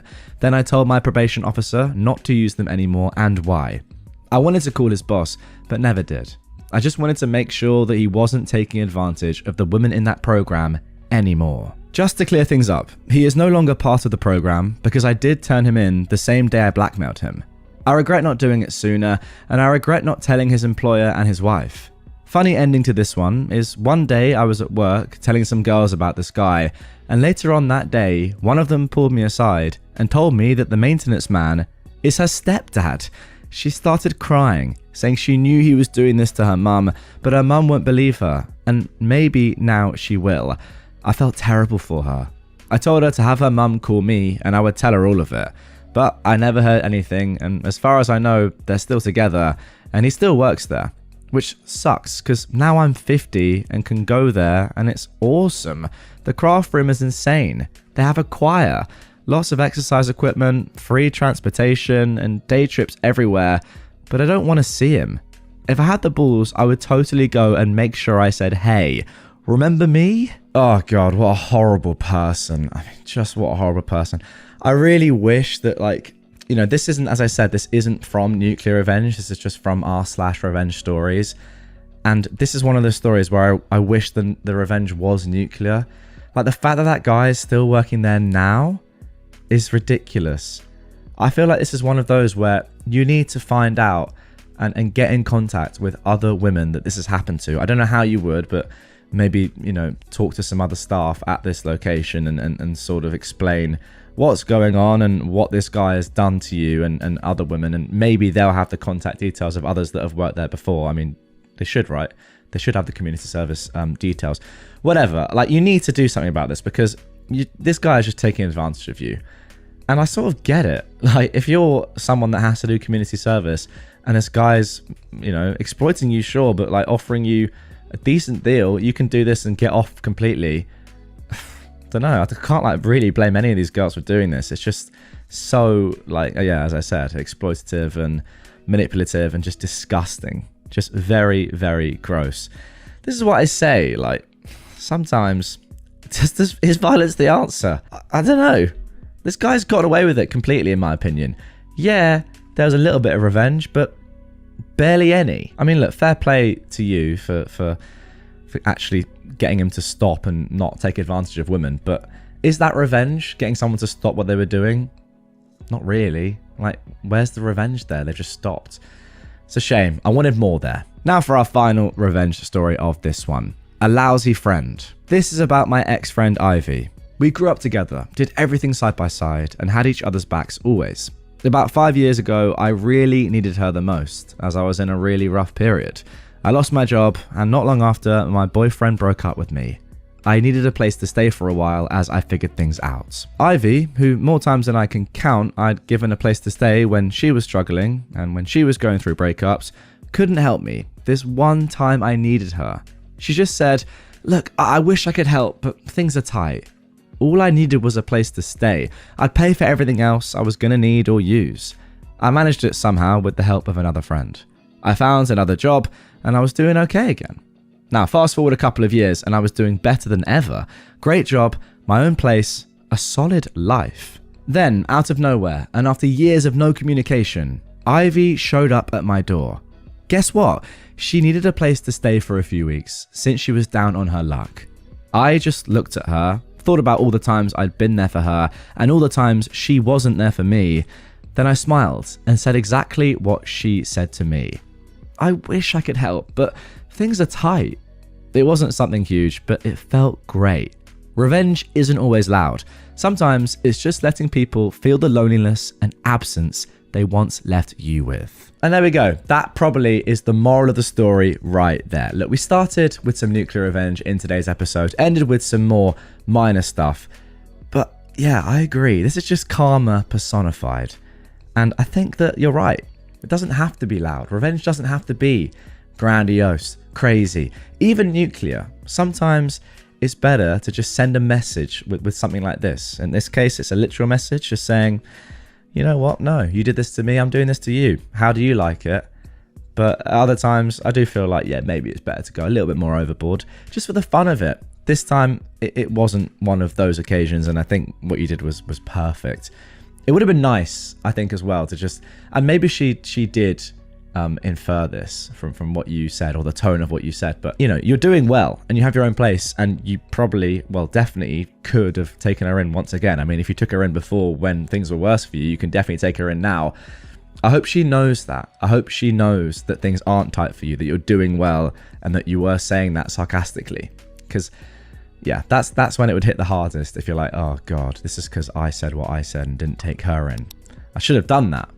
Little bit too late though. You want to hit a disabled person? Have fun with 30 plus years in jail. This happened in January, but the district attorney called me 2 days ago with the update. I am a wheelchair user because of a fainting disorder. severe POTS for those wondering. Now, POTS stands for postural tachycardia syndrome, when your heart rate increases very quickly after getting up from sitting or lying down, often making you feel dizzy or lightheaded. Okay, I didn't know that. There's currently actually no cure as well. Well, firstly, OP, I'm very sorry that you suffer from that. Anyway, let's get back into the story. I came home from work to see a car parked right under a no parking fire lane and on the sidewalk.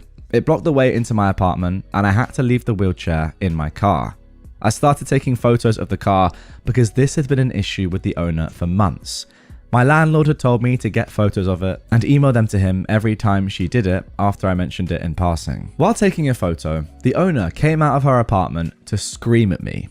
I stayed calm and I tried to walk into my apartment. She got in my face to continue screaming and by reflex, I just shoved her back. She then grabbed me by the throat and began to punch me.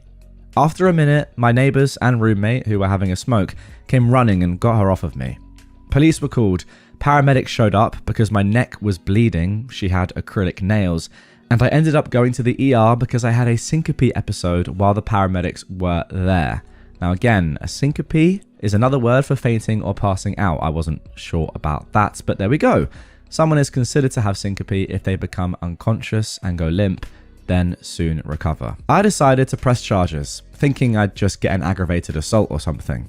I made sure that they got her while she was home because I knew she had a gun on the wall despite being a convicted felon. When the police went to arrest her, they found that the car was stolen without insurance, she didn't have a license, there were used needles all over the apartment with her 8-year-old child, and the gun was also marked stolen.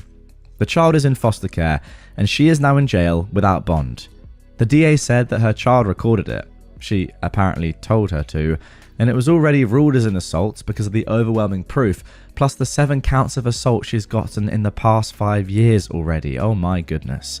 Had I gotten her nailed with it outside her home, she would have only gotten probation, since she was a parent. But now she's lost her kid, her home, her car, and she's going to be in jail for about 30 years or more, depending on what the state charges her with for the drugs. Wow. I mean, wow. Just coming out of your house and grabbing someone by the throat and punching them in the face. What sort of person does that?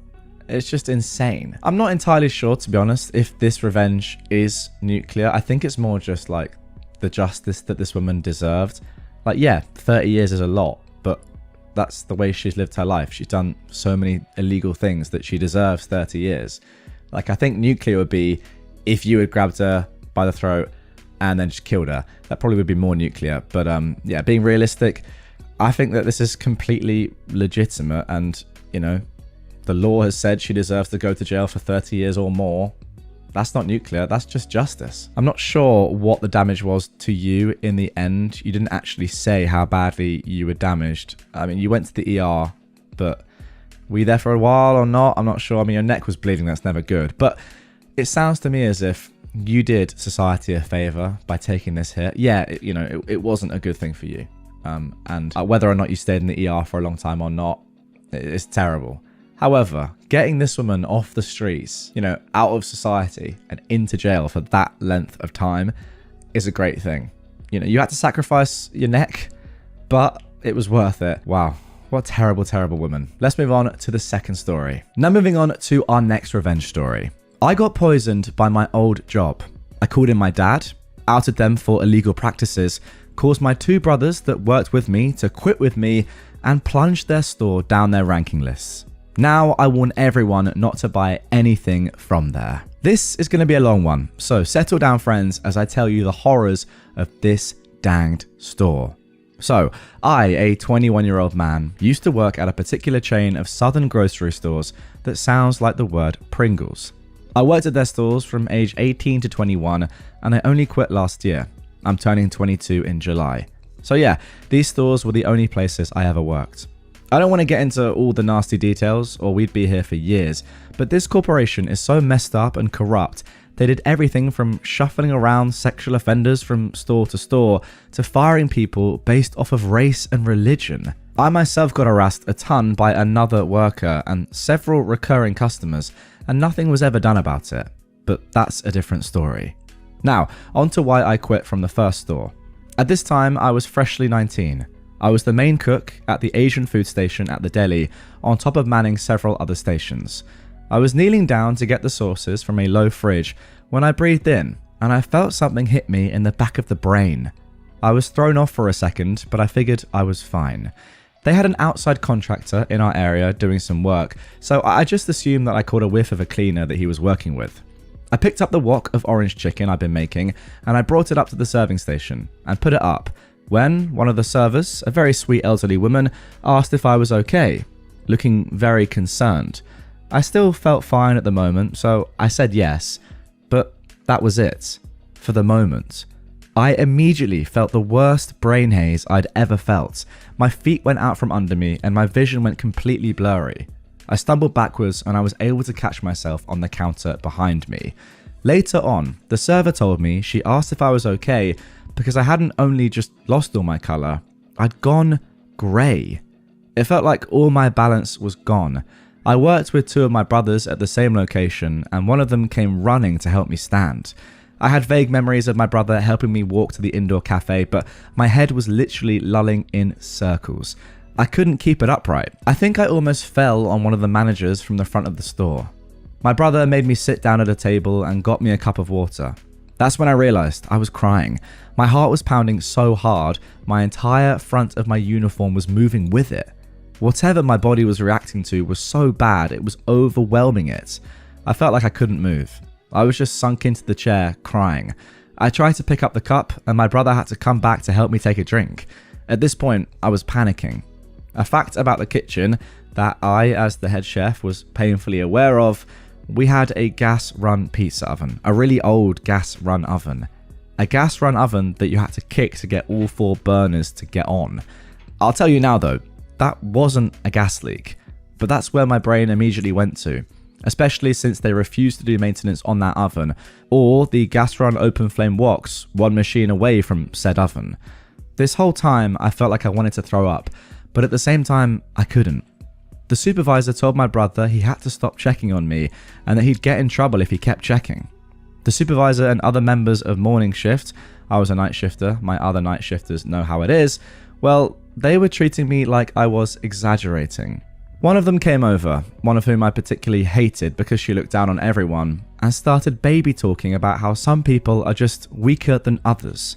This whole time I was panicking and telling her I wasn't exaggerating, and everyone else needed to leave the deli until we figured out what it was. And it was affecting me so badly, it had been an hour and my body was still panicking. It was bad. She though just brushed me aside and left again. That's when I realised they weren't going to investigate what happened to me at all. And they were going to keep everyone, including my 2 brothers, working in the same area I just got affected in. That's when our absolute hero shows up. The nearby McDonald's manager. A sick dude around the same age as me that regularly got food at the deli. I'd served him a few times. He'd been sitting in the cafe on his lunch break from his job when he saw me. He immediately came over and asked what was wrong, as we were on bro terms. I gave him a breakdown on what was going on and he went over to check it out. He came back and said that he didn't smell a gas leak, but I was definitely displaying concerning signs. So, without linking himself to me, he went up to the front of the store and basically demanded they do something about it. However, the front management realised it must have been me, so their solution, not to find out what did this to me, to take me from the cafe, drag me up to the management office and sit me in a swivel chair so they could keep an eye on me. That's right, they sat a dude that couldn't balance on his own in a swivel chair next to a desk corner. They proceeded to completely ignore me and not let my brothers come into the office to talk to me, and I was still panicking about the fact that the other workers could breathe in whatever I had done. I was finally able to coordinate enough to pull my phone out of my apron pocket and text my dad. I texted him a very short list of PowerPoints of what happened, and he asked a few questions about why my management was acting like they were, which all I could say was, I don't know. Now, this wasn't my proudest moment. A 19-year-old guy who'd been crying for over an hour and couldn't stop, texting his dad, I don't know what's happening, Dad, but I'm scared and I need you. You know what, bro? I've got to interject here and say respect for sending that message. That just shows that you're not too proud. I mean, people that are too proud wouldn't send that message. People that, have too much of an ego, even when they clearly need as much help as they can. I mean, who knows at this point? You might have been dying. I mean, we'll get on to more of the story in a second, but you've got to send these messages and not let your pride get in the way. So yeah, you shouldn't say that you're not proud. You should actually say that you're proud of not being too proud to send a message like that, if that makes sense. Anyway, let's get back into it. My dad told me he was on his way and to clock out. I told the managers my dad was coming and I needed to clock out. At this point, they were acting annoyed with me, especially the store owner.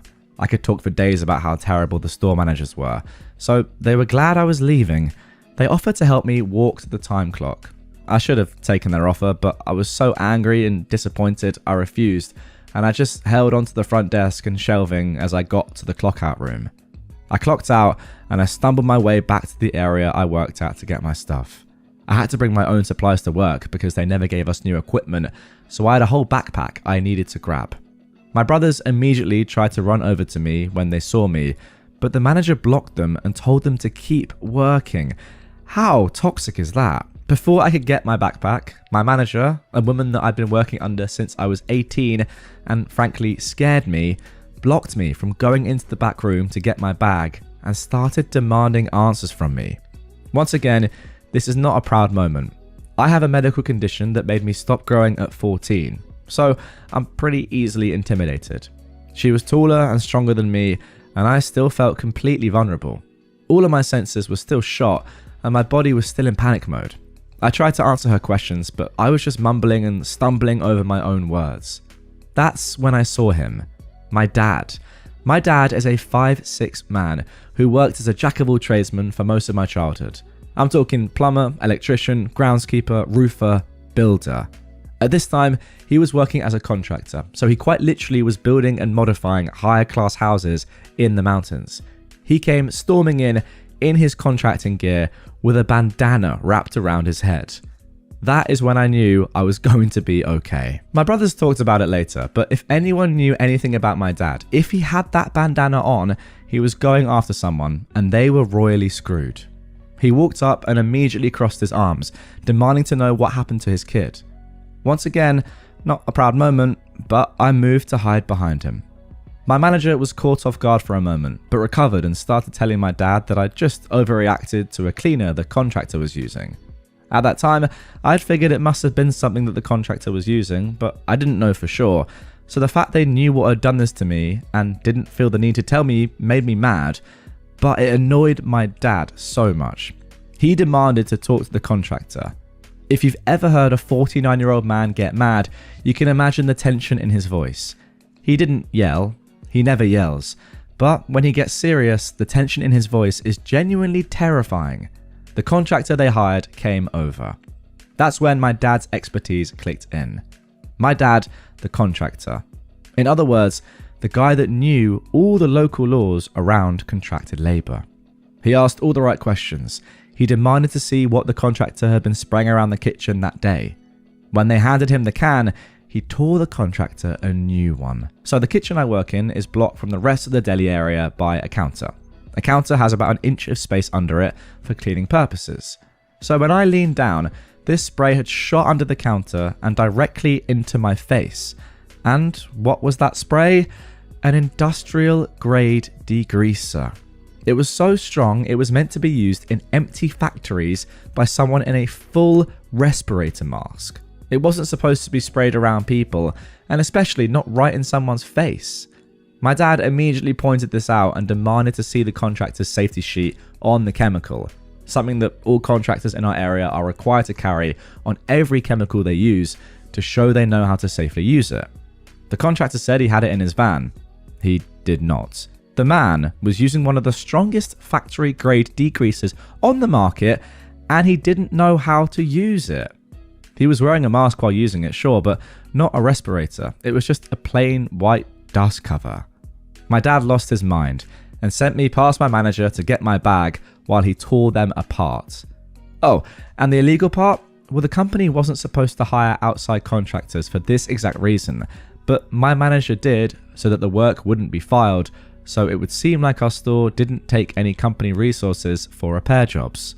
Anyway, my dad took me home and my siblings came back too. My dad went onto his PC and looked at the full information page on the degreaser. I was in the second stage of serious poisoning. It wouldn't kill me, thankfully, but it wasn't fun. At this point, I had a little bit of my balance back, but I was still panicking and confused. I was able to draft up a text, ripping them a new one, and quitting. I had a pounding headache, and I ended up throwing up 3 times before I fell asleep that night. I woke up the next day unemployed, but a lot happier. I had a headache for several days. I ended up working for the company again for around a year in the future, but that's a different story. Now, every time I get the chance, I out all the garbage I can on this dumpster fire of a trash company. And let me tell you just a few bullet points of dirt I have on them, just for a little more revenge. They wanted me to serve frozen soup that expired in 2018 in 2021. They marked rotisserie chicken that wasn't organic as organic and sold it at a marked up price. They wanted us to cook chicken that went green. They reused expired meat from the meat counter in the ready serve food. They called people slurs outright. Okay, as if all the disgusting food stuff wasn't bad enough. They're just calling people slurs. Great. They used outside contractors with no safety standards. The managers shuffle around offenders from store to store and hire offenders that the employees ask them to ban from the store. They purposely marked up prices during times of need, hurricanes, droughts, etc. They have entire teams whose only job is to take down posts about them online because they're that terrible. They called the police on a homeless man trying to stay in the warm during a below freezing day. He wasn't bothering a soul. They didn't update the equipment, leading to several injuries. 2 of my co-workers lost large parts of their fingers. They delayed training until the last moments, leading to my training being 167 days overdue when I did it. They didn't fire an employee that slashed 2 other employees' tires and was known as a stalker. She followed someone all the way to their house. And finally, they had a food safety grade A sign up from 2019, but their current grade was barely above a C, technically a B. And so many freaking more. But this is part of my revenge. If you're in the South and see one of these dang stores, just don't go. Go into Publix. They're better. They treat their employees better. And honestly, I've never met an ex-employee from Pringles that doesn't want the entire corporation to fail and be gone. Anyways, that's the story of what happened and my never-ending revenge. I will never stop outing them for the trash corporation they are, and neither will my family. I sincerely hope I live to see that company gone. Revenge forever. Sincerely, a man that hates that corporation with his entire being. Wow, there we go. Great story. Yeah, it was a long one, but I love the long ones. A lot of context in there. The story was great.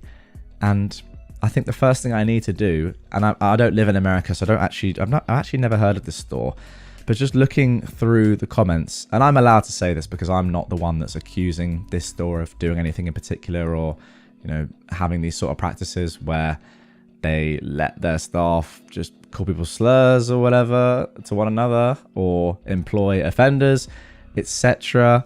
But it looks to me like the name of the store is called Ingles. Now, I've not heard of it.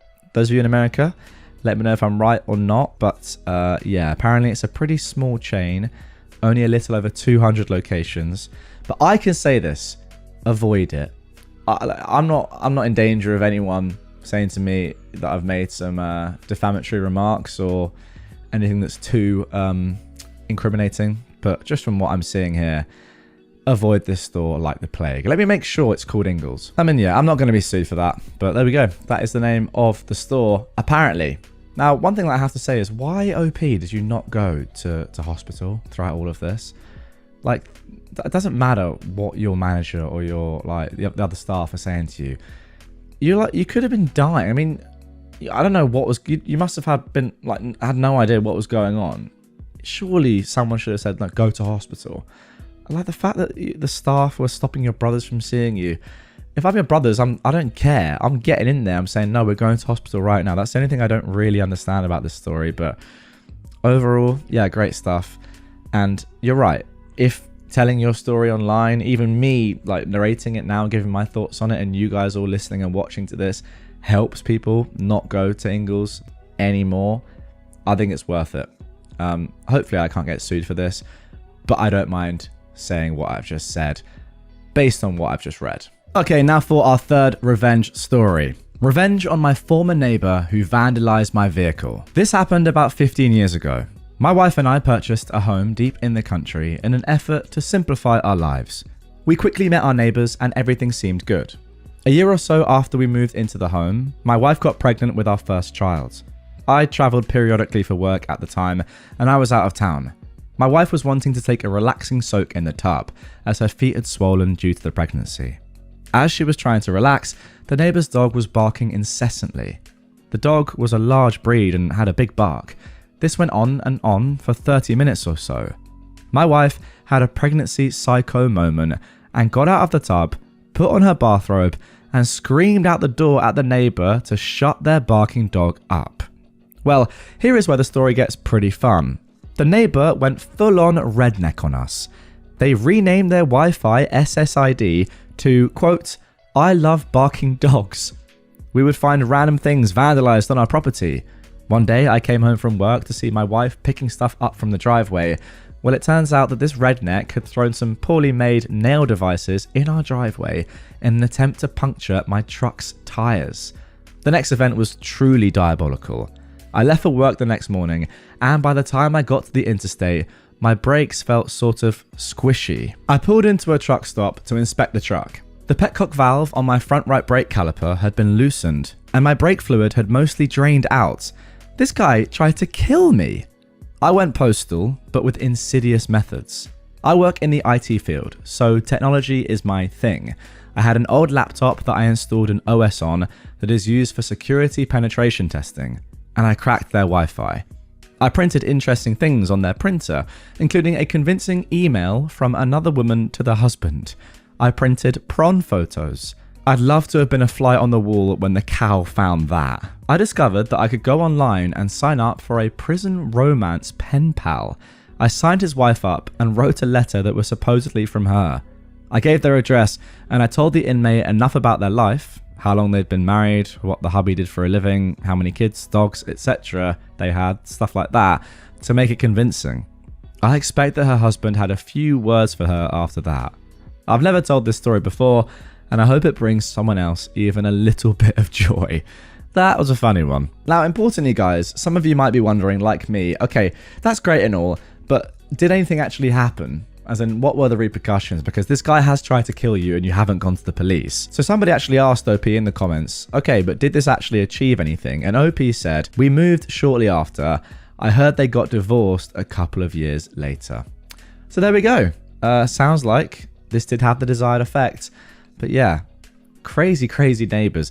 This is my fear. I'm actually trying to get a place at the moment, right? And I'm slightly concerned because how do you ever know what your neighbors are going to be like? If you've got people like this next to you, this makes such a difference compared to having, just normal neighbors. You can have the nicest house in the world, be in the nicest place in the world. But if your neighbors are going to be like this and try and kill you, none of that really matters. So maybe I'm thinking of the worst here, but yeah, I wouldn't want to have neighbors like this, that's for sure. However, I suppose if I do, then I'll have some great stories to tell. Now for the final story of this episode. Sent flowers to a, quote, dead ex. I am an 18-year-old guy, and I had an ex who was an 18-year-old girl who I haven't talked to in months. Fast forward to last week, I was talking to a group of friends and her name came up in conversation from a friend of a friend. This friend thought that her and I were still together, and when I explained that we weren't, we continued the conversation about it, and it got me thinking how she's been. Mind you, she went ghost and really made me hurt, but because I'm a very apologetic person, I didn't let it bother me. After the conversation though, I thought I'd reach out and just see how she's doing. So I text her friend, because she's got me blocked, just to see how she's doing. And her friend was all cool about it and the whole thing seemed fine. Until my ex texted my friend, acting like her sister, saying she had died. Little did she know, I remember when she pulled the same stunt with their ex before me. So, the revenge. Me and a group of friends made the 51-minute drive to her house to pay our respects. What we did was we went to a gas station and bought all of their flowers, put them in a basket, and put a card in it marked with our deepest condolences. The card was filled with some of the finest glitter we could find at the dollar store, and off we went to deliver everything. When we get to her house, I told my friends to stay back while I went up and knocked on the door. I set the flowers down on the porch and I walked away. As I'm walking away, however, her dad answered the door and went, "Can I help you?" To which I replied, "I'm sorry for your loss. Her name meant so much to me and it's sad to see her go." In confusion, her dad responded, "She's not dead." As me and the boys leave, her and her friends show up in her car. Then she looks at me and my friends and says, "What are you doing here?" "Well, I thought you died," I replied. Her dad was furious and essentially took all of her freedoms away until summer and actually gave me and my friends each $20 for the inconvenience and gas money. Okay, honestly, who does that? Like, who jokes about their own death like that? Unless you're like 12 and you just have no common sense. But like, ghosting is one thing. Joking about your own death or faking your own death is so dumb. Also, it's so obvious that you're not dead. Like, it's not that hard for someone to work out, oh, you dead or alive? Like, you don't even have to go to their house. Just go on the internet. It really can't be that hard to know. Also, like, word of mouth. Imagine being her dad. He's probably just like, what are you doing? Like, he's probably sick of her doing this sort of stuff. Probably knows that she's done it before. And that's the reason why he's actually like furious and is like, you know what, guys, thanks for telling me because this is ridiculous. I'm going to give you all some money because of the inconvenience. And she's not doing anything this summer. Like, it's actually insane. The dad's probably a nice guy. The daughter, Jesus, horrible. Abusive mum had me disowned by entire family and banned from grandfather's funeral. This woman is insane. She has her entire side of the family wrapped around her finger, despite her being completely unhinged and psychopathic. She abused me and my sibling our entire lives, but she got less physical as she aged, and I thought that she'd fixed herself. Turns out, she just got sneaky. She's always telling lies that make herself out to be some victim, and over recent years, she's decided that I'm the one she wants to portray as her abuser since I became vocal about her abuse of me. I cut contact with her a year ago when I found out she was drip feeding my family lies about me. Nasty stuff like she was raising my children because I'd abandoned them. She lived on my street, so she just saw them for a few minutes every other day. She'd been telling the family that I had terrible mental illness and not to bother me, explaining why most of them had barely returned my calls or messages in months. When I told them about my mother's lies, they looked at me like I was having an episode and no one supported me. My grandfather died a week ago. He was my absolute world and I'm devastated. Then, a few days ago, I get a call from my mother telling me that I've been disowned and I'm banned from attending the funeral. Her story as to why did not make sense whatsoever, and she flitted between telling me my grandmother must have said I'm disowned because she's mentally ailing, and mentioning that I'd said that my late son was not allowed to be mentioned in the funeral service. This absolutely did not happen. I never said this, to be clear. All of my family have blocked me. They're refusing to answer voicemails, calls, texts, even the door to me. None of them even bothered to contact me to ask what happened, and none of them will hear my side. They just took her at her word that I'm this monster after probably years of groundwork was laid by my mother. I've got no clue what she said or done, but I've done nothing to warrant this. Zero drama, zero negative words crossed. I sent flowers, sympathy cards, called, and gave condolences to everyone just before this kicked off, and everyone was kind and receptive. Unfortunately, I know that she's likely made up some terrible lie, hurting my bereaved elderly grandmother at the time of a most devastating loss, as well as the rest of my family, by stirring up drama in my name that I'm completely innocent of. She's robbed me of my ability to say my last goodbye to my grandfather. She's robbed me of the rest of my family. She has them all believing that I'm some monster, and the worst part is, I don't even know what she's accusing me of, because it was clearly so bad that they've all got me blocked on everything. They're refusing to return my calls and messages, even when I've explained that I've got no idea what is going on. Her last control over me was to devastate my grandmother in my name, ruin my reputation, and break my heart by causing me to be disowned and banned from the funeral. I'm at a literal snapping point now. She's gone too far. Smashing her windows and flooding the house with a hose pipe for the 5 hours she'll be at the funeral isn't enough. Help me out here. What can I do to make this thing suffer without landing myself in prison? Heck, I have a clean record and I'd probably get off without prison time for most crimes at this point. So I'm open to suggestions. I beg of you, this woman needs comeuppance. Okay, so there we go. That is it for the first post. Now, immediately, guys, I want you to get in the comments down below and let me know what you think in regards to the funeral. Should OP go? We're going to get a funeral update in just a second regarding what happened there. But before we get into that, drop your comments down below. What do you think OP should do? I mean, they've been disowned. I don't know if legally or whatever. They've been banned from the funeral. I'm not entirely sure how. I guess the grandma, right? OP's grandma has now gone along with her mum and said that she's banned. Just crazy, the manipulation that your mum OP has on the entire family. It's absolutely unbelievable. But as I said in the intro, there's a funeral update to come and then another further update. So without further ado, let's get into the first update. I mean, just quickly, it's worth me mentioning, I think you have to go to the funeral. We'll see what happens. But if you don't go to the funeral, it's an absolute disgrace. It's not what your grandfather would have wanted, even though you're banned. Anyway, enough waffle, let's see what happened. Okay then, so here we are, the funeral updates. I went with my friend on copious amounts of anxiety meds. We were quickly seated and the service was lovely. Afterwards, I just walked past the family straight to the car with my head held high. One relative, my granddad's daughter-in-law, his son from a previous marriage's wife, sent me a kind message almost immediately after, saying she saw me and hoped I was alright. She said she'd have spoken to me to check in on me if she'd see me afterwards, but obviously I didn't hang around. We had a chat. It's nice to know there's one person, even if it's a distant relative, that isn't a flying monkey. I'm so proud that I fought through my anxiety and went. My alarm this morning said, "Do it for Granddad." Oh my gosh.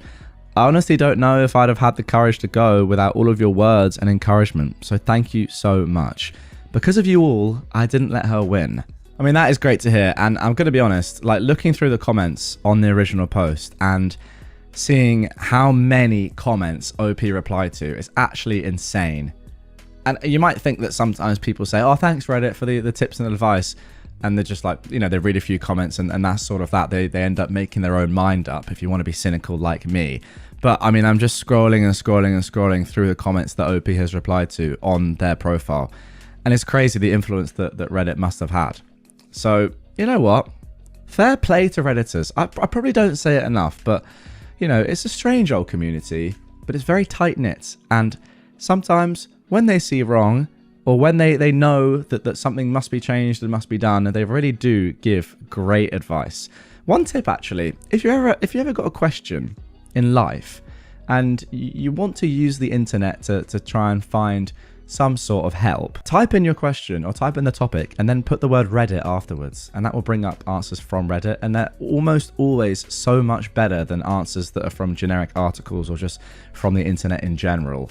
That's what I always do, and I could not recommend it enough, because you get real answers and real help from real people just like this. However, don't worry guys, there is actually one more update to come. It's the final update for now, I suppose, although this was posted just a couple of weeks ago.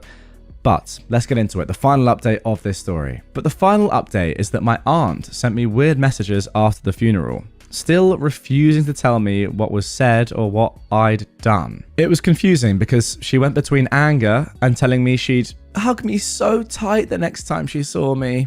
She said she needed space, so we left that interaction on what seemed like a positive note.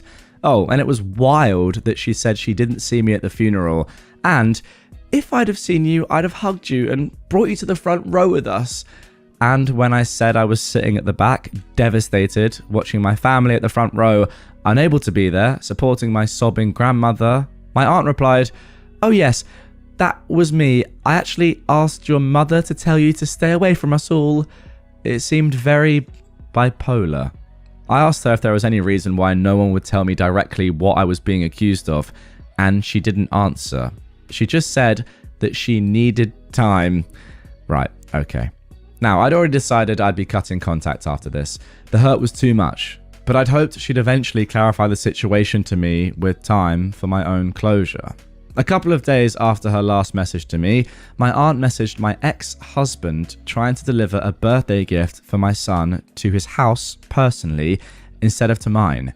He politely replied that he didn't want to get involved, having had no contact with my family in years, and to either deal with me or send any gifts in the post. She replied with quite a nasty message. It actually read like it was written by my mother, which would explain the projection that happened later, saying that his reply clearly came from me and that I was using the children as weapons and to control people. Wow, how ironic.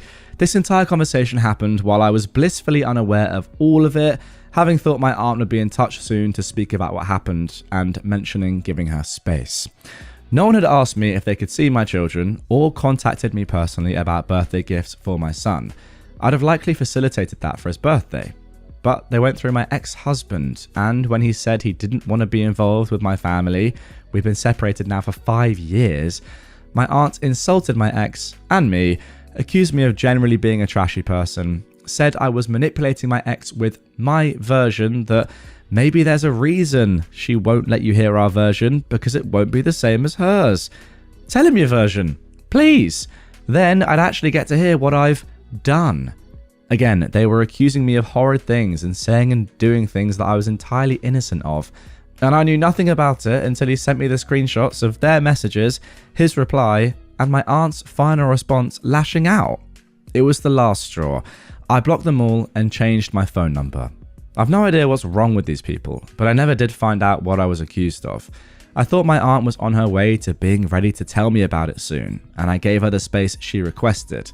Then a few days later, she was just spewing vitriol towards me and accusing me of more trash I didn't do and making wild assumptions. Again, all without ever speaking to me. I managed to become the bad guy all over again, and they likely will always believe their version. It's okay, I know mine. It just sucks. It just really cemented it for me that my mother must have been laying the groundwork for this for years, because I've had nothing but polite interactions with the family for years, and this clearly shows a high level of hostility about me and my character. This couldn't have happened overnight, or with just one lie, surely. Yeah, OP, I completely agree, and it just makes it very confusing. I mean, to be honest, I'm confused, and I'm not involved in this story in any way, obviously. So I can't imagine how you feel. Like, imagine, actually put yourself in OP's shoes for a second. Like, I'll try and do it myself. All of a sudden, your entire family is just looking at you shadily, and they're not telling you what's going on. And you're trying to be your normal self with them, but they're being all like weird and standoffish. And then I suppose over the years, you work out that one of them really just detests you. Then you're not allowed to go all of a sudden to your granddad's funeral. I mean, that is mental, by the way. I went to my granddad's funeral, about a year ago now. And I was going to say it was great. It really wasn't great. But you know what I mean? It was lovely to be there. And it meant a lot being there. I can't imagine not being allowed to be there. It'd be ridiculous. Like, sorry, I can't. Wow, it was great. We had a great time. We did. It was lovely. You know what I mean? Okay, be serious for a second. But what I will say is this. Your family, and maybe it's just your mother, but I also put a massive blame on everyone else for just siding with her and not, like, doing their due diligence, reading between the lines and thinking, maybe I should actually qualify these statements that she's making. And again, we have no idea what they are, so it's tough to say what you're being accused of. But yeah, maybe think to yourself, maybe I should actually just think, maybe what I'm hearing is a little bit off. Let me find out the truth, or at least let me find out the other side of the story by speaking to you. But no, you're just going along with your mum. It's strange. And we haven't even talked about the abuse. Mental story, but somehow that's only the first one in this episode. There are 3 more to come. Let's get on to the second. You want us to break up? Fine. My mother-in-law is truly awful. She constantly makes remarks about me not deserving my fiancé. We are a sort of modern couple, with him bringing in 70% of the money and doing about 30% of the household chores, and me vice versa. It's not an exact math, of course, but we're content with the workload and bill division. And that should be that, by the way. That's a great balance. Congrats. Anyway, my mother-in-law thinks that I should do all the chores and calls my job a small part-time gig that I should be happy to do to help out without neglecting my duties. My fiance disagrees, but going low contact is difficult when his father and his sister-in-law, my brother's wife, and I have gotten so close. So my fiance, his brother and sister-in-law and I schemed to have me break up with him in front of his mum and just leave a wake of disastrous consequence to show her. Wow, that is so conniving and so good. That is actually unreal. So that's crazy. So let me get this straight. You, your fiance, his brother, and then his wife, and also your fiance and his brother's dad are all pranking your fiance's mum? That is phenomenal. Okay, let's carry on. When she next made a remark at New Year's about it being time for him to find a traditional wife, I said she was right, and I broke it off. She was shocked immediately and tried to walk it back. My fiance had a meltdown begging me to stay while my brother-in-law and his wife instigated by asking my mother-in-law if she was racist. They didn't tell me about this part, but it was funny because she doesn't seem to be racist in any real way. She started to panic as I stormed out, and my fiance moved back home and has been bugging her to do all the things that I do on the daily, cooking and helping him with his New York time puzzles. And by the way, New York time puzzles are elite. And steaming his clothes and claiming she owes him for making me leave. So this woman has been calling me non-stop, begging to talk, and after just 8 days, she showed up at my work to full-on apologize, complete with a confession that blew me away. She legit admitted to thinking that I loved him enough to let her say whatever without consequence, and assumed that bugging me would get me to do more for her son so that he could have more time for her and time to relax. He currently works long hours, as owning a home is a goal for us, and though I also work doubles, she thinks that customer service isn't as hard as IT, even though working with the public is super exhausting. Okay, she's dumb then. I would think that customer service is much harder than IT, not knowing much about either sector, but goodness me, one involves working with people all the time, and we all know what people can be like. I mean, evidence this story. The other is IT. Yeah, a bit more technical, sure, but it's IT. Anyway, she cried and begged me to take him back and said he was lazy. When I, in air quotes, reluctantly agreed, she promised to leave me alone, and the next day sent me a gift basket with C's candy in it. My fiance admitted he started to be extra needy to her on purpose after the second day because he missed me and wanted to drive her crazy enough to get her to apologize quick.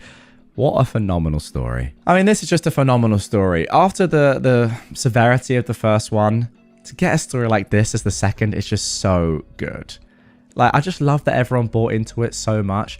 Your fiance even moving back in fully to sell this. It's just like, it's so good. Imagine the mum just being like, oh my God, what have I done? I have ruined my son's life and also my son's ex's life for what? Just because I wanted my son to have a bit more free time? Like, she must not have slept for this period of time. Crazy. Absolutely crazy. So good. Now, I don't know about C's candy. I looked it up just to see if it was an actual thing. Pun not intended and not a pun. Apparently, it's a quite a nice candy. Somebody said in the comments, you know it's serious when C's candy gets involved.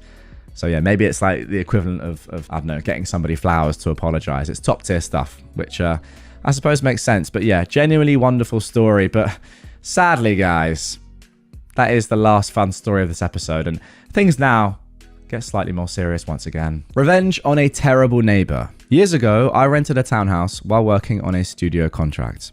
The house was nice, 2-bedroom that I shared with my girlfriend, now my wife.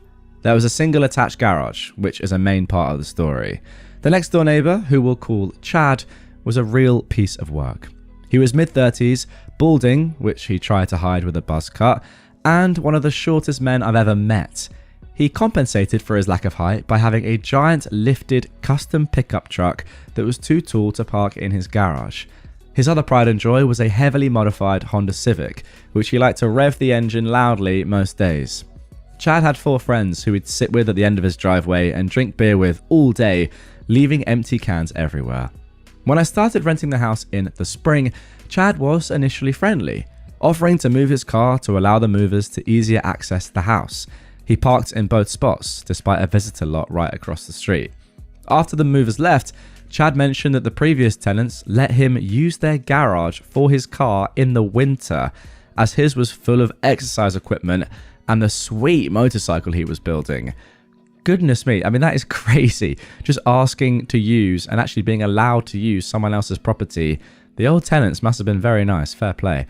I told him that the landlord hadn't given me the key or the access code yet, and the only way I could open the garage was from the inside. Chad mentioned that neither his keys nor the code he had worked anymore either. A bit later, when I was talking to the landlord and mentioned Chad and the garage, he told me to never share the code, the keys, or the garage itself with Chad. The previous tenants had been robbed just after Christmas, the reason why they moved away, and the landlord suspected that Chad and his friends had been the ones responsible, despite there being no evidence. Wow. The landlord changed the locks and access code as part of cleaning up the house for a next tenant. A month or so later, I learned from another neighbor that Chad's dad had been a local cop and died when Chad was a teenager, and the police gave him a pass on disturbance calls and the like, something he took advantage of. Chad kept pressuring me to give him access to my garage and got really angry when I finally told him no. Maybe his temper stemmed from his lack of height or some other factor, but he was upset enough that his friends had to hold him back from physically attacking me. From that point on, I'd find empty beer cans on my lawn. He and his friends would catcall my wife when they saw her alone.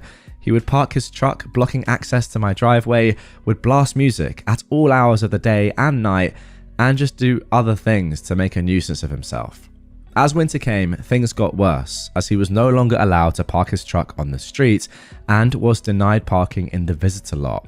Later, some kids vandalized the car cover to his Honda and scratched the paint, which he blamed on me for not letting him use my garage. After the new year, I found all of my exterior Christmas decorations ripped off the house and destroyed on my lawn. I decided to take some revenge. Starting that night, which was the beginning of a really bad cold snap, I watered his car, using the garden hose to spray it down, from 10 PM to 5 AM every 30 minutes or so. By the next morning, a thick layer of ice covered his Fast and Furious mobile, pinning it to his driveway. I hid the garden hose in my garage before anyone saw it. When Chad saw the state of his car, his rage was legendary. He screamed, yelled, and woke up the entire neighborhood with his antics. The police and fire department came, did nothing, and left. Chad's friends tried to use various power tools to free his car, and one of them actually cut into one of the tires and fender using a sawzall. About a week later, the ice had thinned enough that the car popped free. Chad broke the windshield trying to remove large chunks of ice. That is the best, isn't it? When you're trying to sort of help a bad situation and you just make it worse. So good. That spring, my work contract ended and I moved away, free of Chad. I decided to share this story as I'm still good friends with my previous landlord, and he told me that Chad and his friends are now in jail after they got caught robbing a convenience store just after the recent holidays. Why does that not surprise me? Well, all I can say to this is that Chad and his pals are just terrible people. I do not understand why the previous tenants let him use their garage. Maybe, to be fair, they're just lovely people and actually weren't ever going to use it and were like, sure thing. But I mean, Chad just should have felt so lucky and like grateful that he was allowed to use somebody else's property for his stuff. But no, he said, actually, I'm just going to break in and steal your stuff as well. Just like taking liberties. Yeah, I mean, this guy and his mates probably just do deserve to end up in jail, and I hope that happens. I don't think there's any more I can say than that. Good revenge, but I feel like more needs to be done. Yeah, it's tough about his dad, but that doesn't excuse his actions now. Now moving on to our final story of this one, and I've just had a quick scan through, guys, and I've noticed that one of the characters is a little bit close to home. Anyway, I ruined my ex-best friend's reputation for spreading rumors about me. I just remembered this story from high school, and I thought you guys would find some enjoyment out of it. When I was a sophomore in high school, my best friend of 5 years, let's call her Sarah, blocked me on everything and refused to acknowledge my presence. When I tried to talk to her, she would immediately walk away. If I was speaking in class, she'd put her head down and cover her ears. When I had mutual friends ask her if I did something wrong, she would just say, I just got tired of her. She's annoying and loud. I have a more chill aura, and she's ruining my vibe. Now, you know what, guys? When somebody says they have a chill aura, 99% of the time, it definitely means they have a chill aura. Not embarrassing. I mean, not one of the most embarrassing things you could possibly say about yourself ever. Humility. Yeah? Learn some, Sarah. Anyway, let's carry on. Her other reasons for cutting me off, according to mutual friends, were 1. I was too clingy for always expecting to sit next to her at lunch. 2. I was too needy for wanting to call her after school once or twice a week. And 3. Her mum, whom I had only met once when I was 11 during a field trip, didn't like me. I was heartbroken, but I accepted her choice. I'm not going to beg for someone to love me if they do not want to. However, when a mutual friend told me that Sarah was telling people that I was fat, ugly, and disgusting, and also spreading around my SA story from the year prior and telling people that I was 100% lying about it, we went to a small school of only 300 people, including staff and teachers, so news travels quickly. I saw red. You don't have to like me, but spreading false info about a deeply traumatic experience and saying I lied about it? So on to the revenge. Sarah was a deeply delusional person when it came to relationships. In freshman year of high school, she had a huge crush on our 25-year-old married English teacher. She bought baby clothes, embroidered his children's names on them. What? Embroidered his children's names on them and then put them in a box at the foot of her bed. That is the most that is so twisted. What the hell? I mean, that's not even weird. That's just downright deranged. Sorry. When I asked her why the actual F she would do that, she said it was for when she turned 18 and she could finally steal him from his wife. Never mind the fact that the clothes would obviously then be too small for his kids by that time, but that is freaking crazy. After she moved on from our teacher, she then attached herself to a boy in our grade. We'll call him Jack. Now, I will be honest here, guys. This was the name that I saw when I just quickly scanned this story. And I have to interject here and say, I do not blame Sarah for this at all. This has happened to me multiple times in my life, and it will happen to me again. Nothing I can do about it. It's just my name and how cool I am. I like to think that at times it's because I have a very chill aura about me. I might be wrong. Anyway, Jack was in a relationship of 5 or 6 months with his girlfriend, Tiff. Sarah was convinced that she could home wreck them and made a public Instagram account to post poems about Jack. Is this story about me? I'm not sure. Not too bad, right? Well, actually, these poems were about how Tiff was an awful person and she deserved to die so that Sarah and Jack could be together. The only layer of anonymity in this account was the fact that the name was only her initials. Jesus. I knew about the account, and once I heard what she'd been spreading around about my appearance and assault, my 15-year-old self knew exactly how to get back at her. I knew Jack's sister from a club that we did a few years prior. We weren't friends, but were definitely friendly. One morning, I saw her in the halls, and I asked if Jack was still dating Tiff. She said, yeah, why? I told her, oh, that's so weird because I actually found this Instagram account that Sarah made that made me think that maybe they were a thing now. I showed her the account, and of course, she took screenshots of everything and sent it to Jack.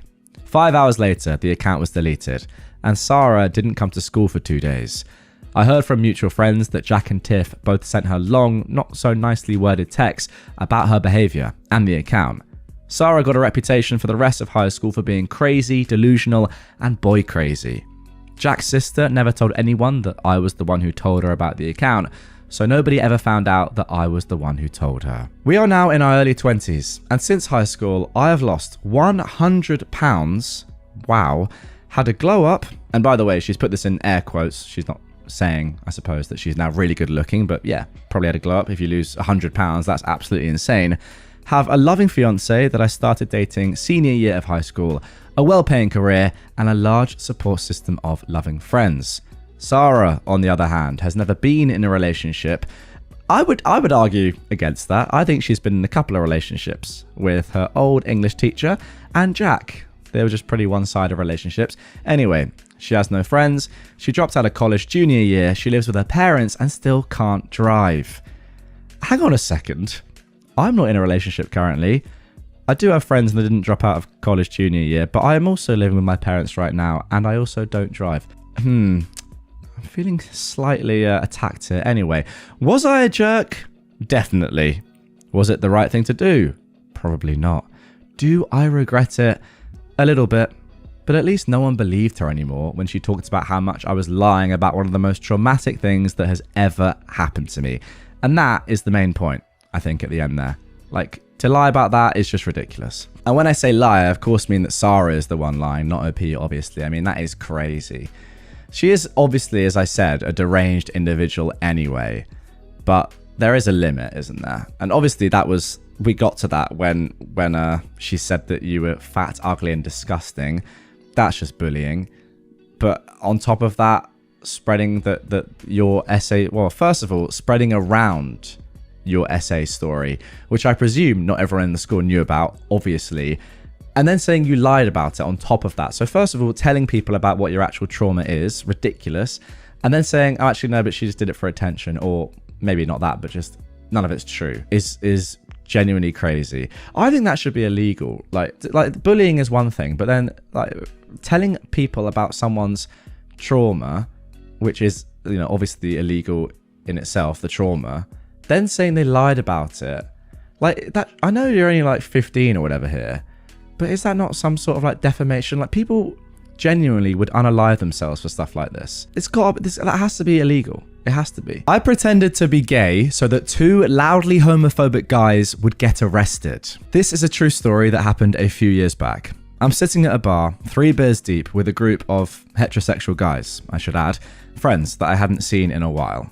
2 guys at the table next to us start using homophobic slurs for no reason, ranting about how gay people are disgusting, etc. Now, of course, we couldn't let that fly, and we asked them if they had a problem with it, and that we were, in fact, homosexual ourselves. The first guy suddenly jumps on my friend, breaks his glasses, and tips our entire table and drinks on the ground. To this day, we believe they were on some kind of drug, as they had a truly weird and aggressive behaviour. The bartender, a 6-foot-tall metal guy with a beard, arrives at the scene to hear, "This guy just jumped us because we are gay." The guy keeps being aggressive. The bartender immediately breaks his nose with a punch. The police arrive at the scene, the bartender corroborates our story, and the police arrest both guys. We had to testify at the police station so that my friend would get his new glasses reimbursed.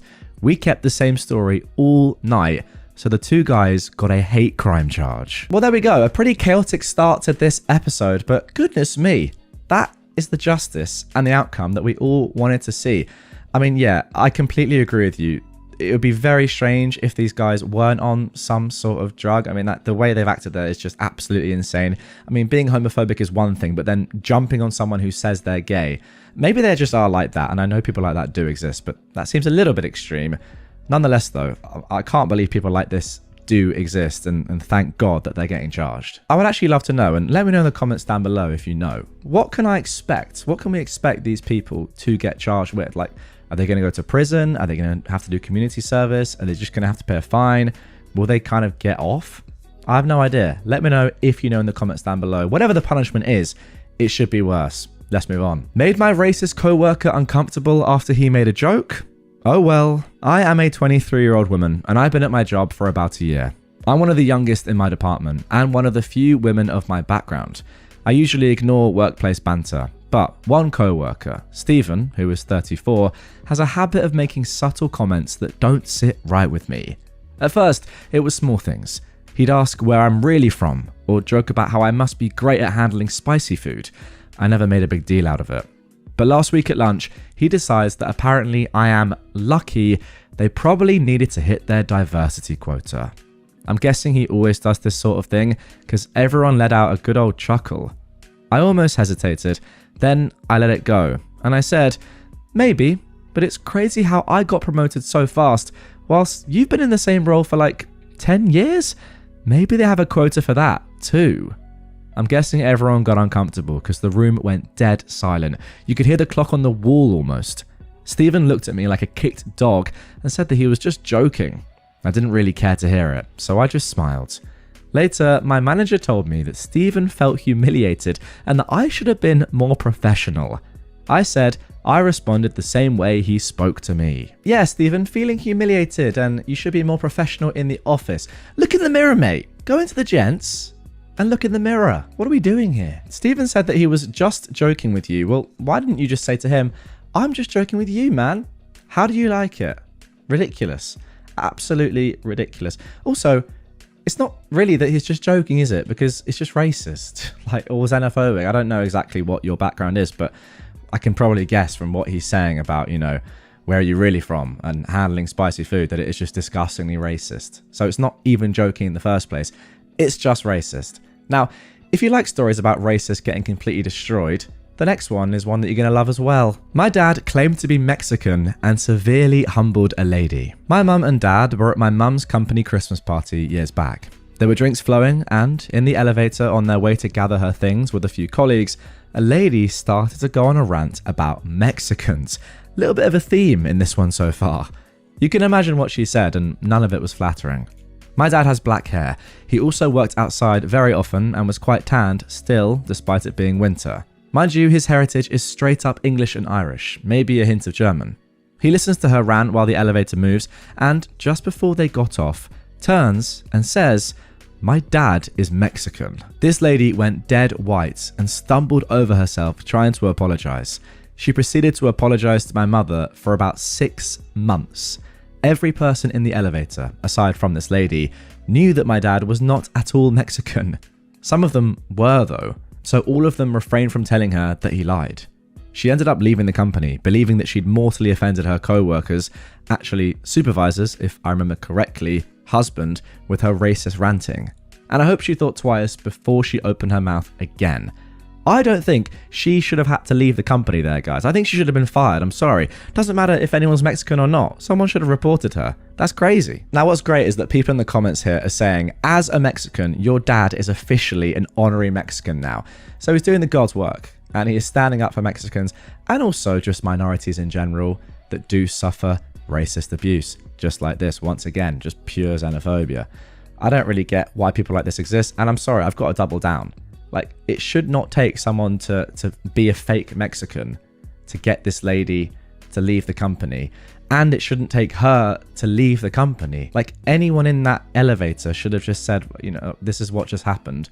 One person corroborates it. I mean, ideally everyone, but all you need is one person. And surely she's gone. Like, you can't have someone like that working at a company. It doesn't matter how good they are at their job, like, at all.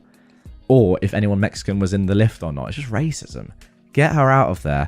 It's actually pretty disgusting that she left seemingly on her own terms. Ridiculous. Also, why was she just upset when she got caught? Like, so pretty much, if there had been no Mexicans in the elevator and everyone would have agreed with her and said, yeah, you know what, you're so right, man, we hate them. She would have been like, yeah, we do. I hate them. But no, because one person was actually Mexican, or at least claimed to be Mexican, she then felt upset about it. What if other people in the elevator weren't Mexican themselves, but, I don't know, had Mexican friends or people they knew that were Mexican? Like, this woman is so stupid that she felt sorry because somebody was Mexican, but didn't feel sorry because of what she said in the first place to people that she thought weren't Mexican. I don't know. Dumb woman, get her out the company. Why does she get to work from home and I can't? At my job, we're supposed to be in the office a couple of days a week. I'm in almost every day, as that's my preference, while others stick to their work from home days quite strictly, which is also fine. But I have one colleague who I work with closely that previously came into the office, but now gets to work from home full time. And I'll add that she is great at her job and a joy to work with. Slowly, it was noticed by a few people that she was never in the office, and they started making comments how it was strange, she was lucky, she must have found a reason for an exemption, or has some sort of special arrangement. They would look at me and wait for me to say something negative or complain, but I wouldn't say much other than that she works from home due to personal reasons, as it's not my info to share with others, and she is always available virtually if people need to meet or chat about a project. We were having a larger Teams meeting recently, and one of these nosy Nancys raised it in a passive-aggressive way, saying how she hasn't seen her in ages and she's always at home, and it would be great to see her in the office sometime, as their team all have to be in a couple of days a week. I sat there just sipping my tea while my coworker dropped the bomb that her husband has been having seizures due to a rapidly growing brain tumor and he can't be left alone. She went on to add how she wishes she could get out of the house more often, but can't even leave for coffee or groceries unless one of the kids is home, or she can get a friend or family member to stop by, and that the other option was to go on leave, but she felt like it would be a burden to the team and she can still get the work done from home. Let's just say the horrified looks people had and the awkward silence has ensured that hasn't come up since. Yeah, good. That is just what you want to see from this sort of story. People that are just being too nosy, getting it. Now, don't get me wrong. I probably, like at first, if I was a part of this person's team and they were never in and I didn't hear any explanation, I might be like, oh, how come they're not coming in? Like, we got to come in every day. What's going on here? But I feel like after about 1 minute of thinking about it, I'd probably think to myself, oh, yeah, there's probably a reason here that they're not coming in. And especially when someone says it's a personal reason to you, then you definitely do not bring it up. But I mean, look, don't get me wrong. I understand why people would be like, oh, where is she? But then surely you have a conversation and think, something's probably at play here. And then you just do not ask ever and you just leave it be. Ultimately, if she's still employed by the company, still doing her job well, which is amazing given the circumstances, who are you to question what's going on? Or if she just has months of unpaid leave and isn't there. Again, you can't say, oh, it's a disgrace unless you know what's going on isn't something like this. But yeah, I mean, like, I suppose the main point is just chill out and just don't like go meddling when you don't need to. I hope that your coworker OP and her family are doing better, because what a terrible thing to be going through. Not helped by her colleagues saying, where are you? It's unfair. Come into work right now. I'd rather have them safe. Years ago, I was struggling with keeping everyone safe on a trip to town. I had a couple of kids on feet and one in a wheelchair. The two on feet were absolutely determined to run away anytime my back was turned. As it happened, there was a pet store right next to the fabric store I needed to go to when one of the kids made a break for it into the parking lot. Instead of heading to the fabric store, I grabbed said child, plopped him on top of the kid in the wheelchair with instructions to not move a muscle, and I headed to the pet store instead. When we got inside, I headed straight to the leash and collar aisle, and I started the process of fitting the two on feet for harnesses and leashes. The kids thought this was a great adventure, and I even let them pick out their own colours. Then here comes some old Bitty with her pocket dog. She started out with just huffing and sighing, but within about 30 seconds, she evidently couldn't control herself any longer. That's the most cruel thing I've ever seen, treating children like dogs. From my crouched position, I replied, well, I'd rather have them treated like dogs than hit by a car, and I went back to fitting the harness that I was working on. All she could come up with was, well, I guess. The kids got their harnesses and leashes, I got my fabric, nobody got hurt. Later on, when we went to Disney, we had people stopping us and offering up to $100 for the harnesses. Nope, sorry, you can hit up the pet store for your own. Okay, what I will say is, reading this story, I was a little bit surprised by the fact that you, OP, went into a pet store to get your kids a lead and a harness. I'm presuming, by the way, that these aren't harnesses and leashes for kids, unless pet shops actually have these things for kids. I doubt they do. However, actually, maybe it's thinking on your feet. Very clever. And as you can see by the people in Disney who were probably like, whoa, that's a good idea. You've done well. I just can't get over the fact that your kids are wearing dog harnesses. Again, I might be wrong. If pet shops do have harnesses and leads for kids, I'm pretty confident they don't, because clues sort of in the name of the shop. But anyway, I completely agree with you. Like, it's better that they're safe. However, I would think it's a bit strange, like, that they're just knocking about in a dog harness. Now, if they were in like a normal kids harness, I would say 100% yes. And I have absolutely nothing against kids wearing harnesses with a lead on. It's not like the best thing to see, because you'd be like, oh, well, they're human. It's not ideal. But also they are a young child who could easily just run into a road and die. So yes, I completely agree with you. I'd rather have them safe as well. However, this woman, I mean, I honestly, I can't like say she's she's like completely in the wrong. Because like, imagine you're just walking along and you see two kids in dog harnesses with a leash. Again, they might not be dog harnesses. I'm happy to hold my hands up if they're not. But I'd be like, okay, what's going on here? So this is probably the one story that I've read so far where I'm a bit more like, well, whatever. You know what? Let me just look this up, right? Leash and collar pet store for kids. It's like, do they do that?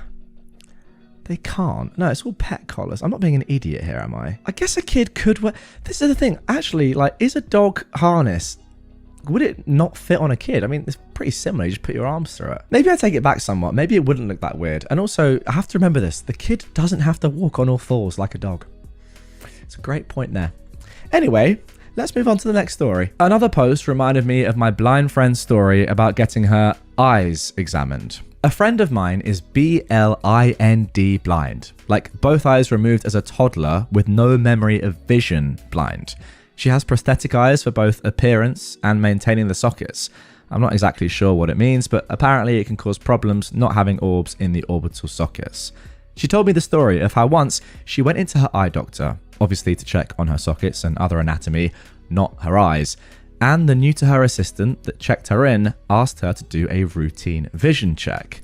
I'm completely blind, she told the assistant. Oh, we know, but just so we can get a proper exam of your eyes, we need a record of your vision.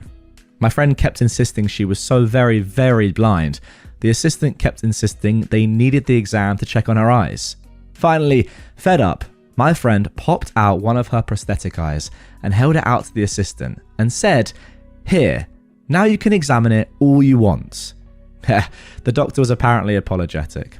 I asked why her guide dog wasn't a giveaway. She hadn't brought her as it was just easier to have her husband take her.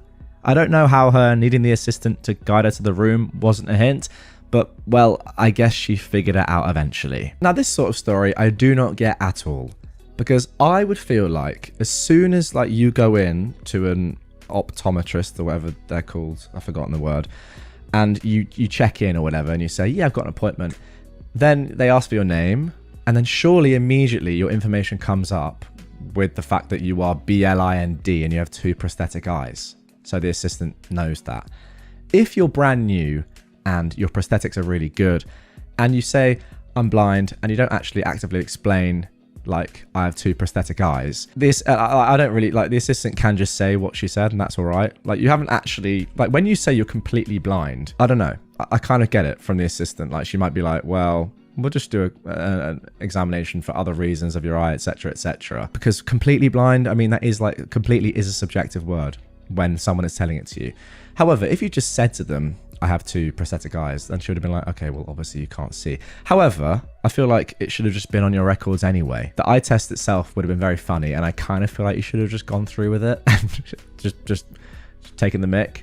Like, imagine the person or the assistant or the whatever, the doctor saying, you know, read me that third line on the chart as far down as you can. And you go, what chart? And they're like, the one on the wall. What wall? The one in this room. What room? I don't even know where I am, because that is how blindness works. I mean, I'm not being an idiot, but I do feel like the assistant asking for just a basic vision test, and again, unless she has the information on her screen in front of her, which she should have done, isn't that crazy of a suggestion? Like, if someone said to me, I'm deaf, completely deaf, and I said, okay, let's do a hearing test, that's not that stupid, because we could be checking for other things at the same time, or like pressure, etc., etc. I'm not trying to let the assistant off. I just think that without the information of I have two prosthetic eyes, which you didn't actually say, according to this, it's not the most crazy thing ever. I know you guys would disagree with me on that, and that's fine. I just feel like, just say I've got two prosthetic eyes.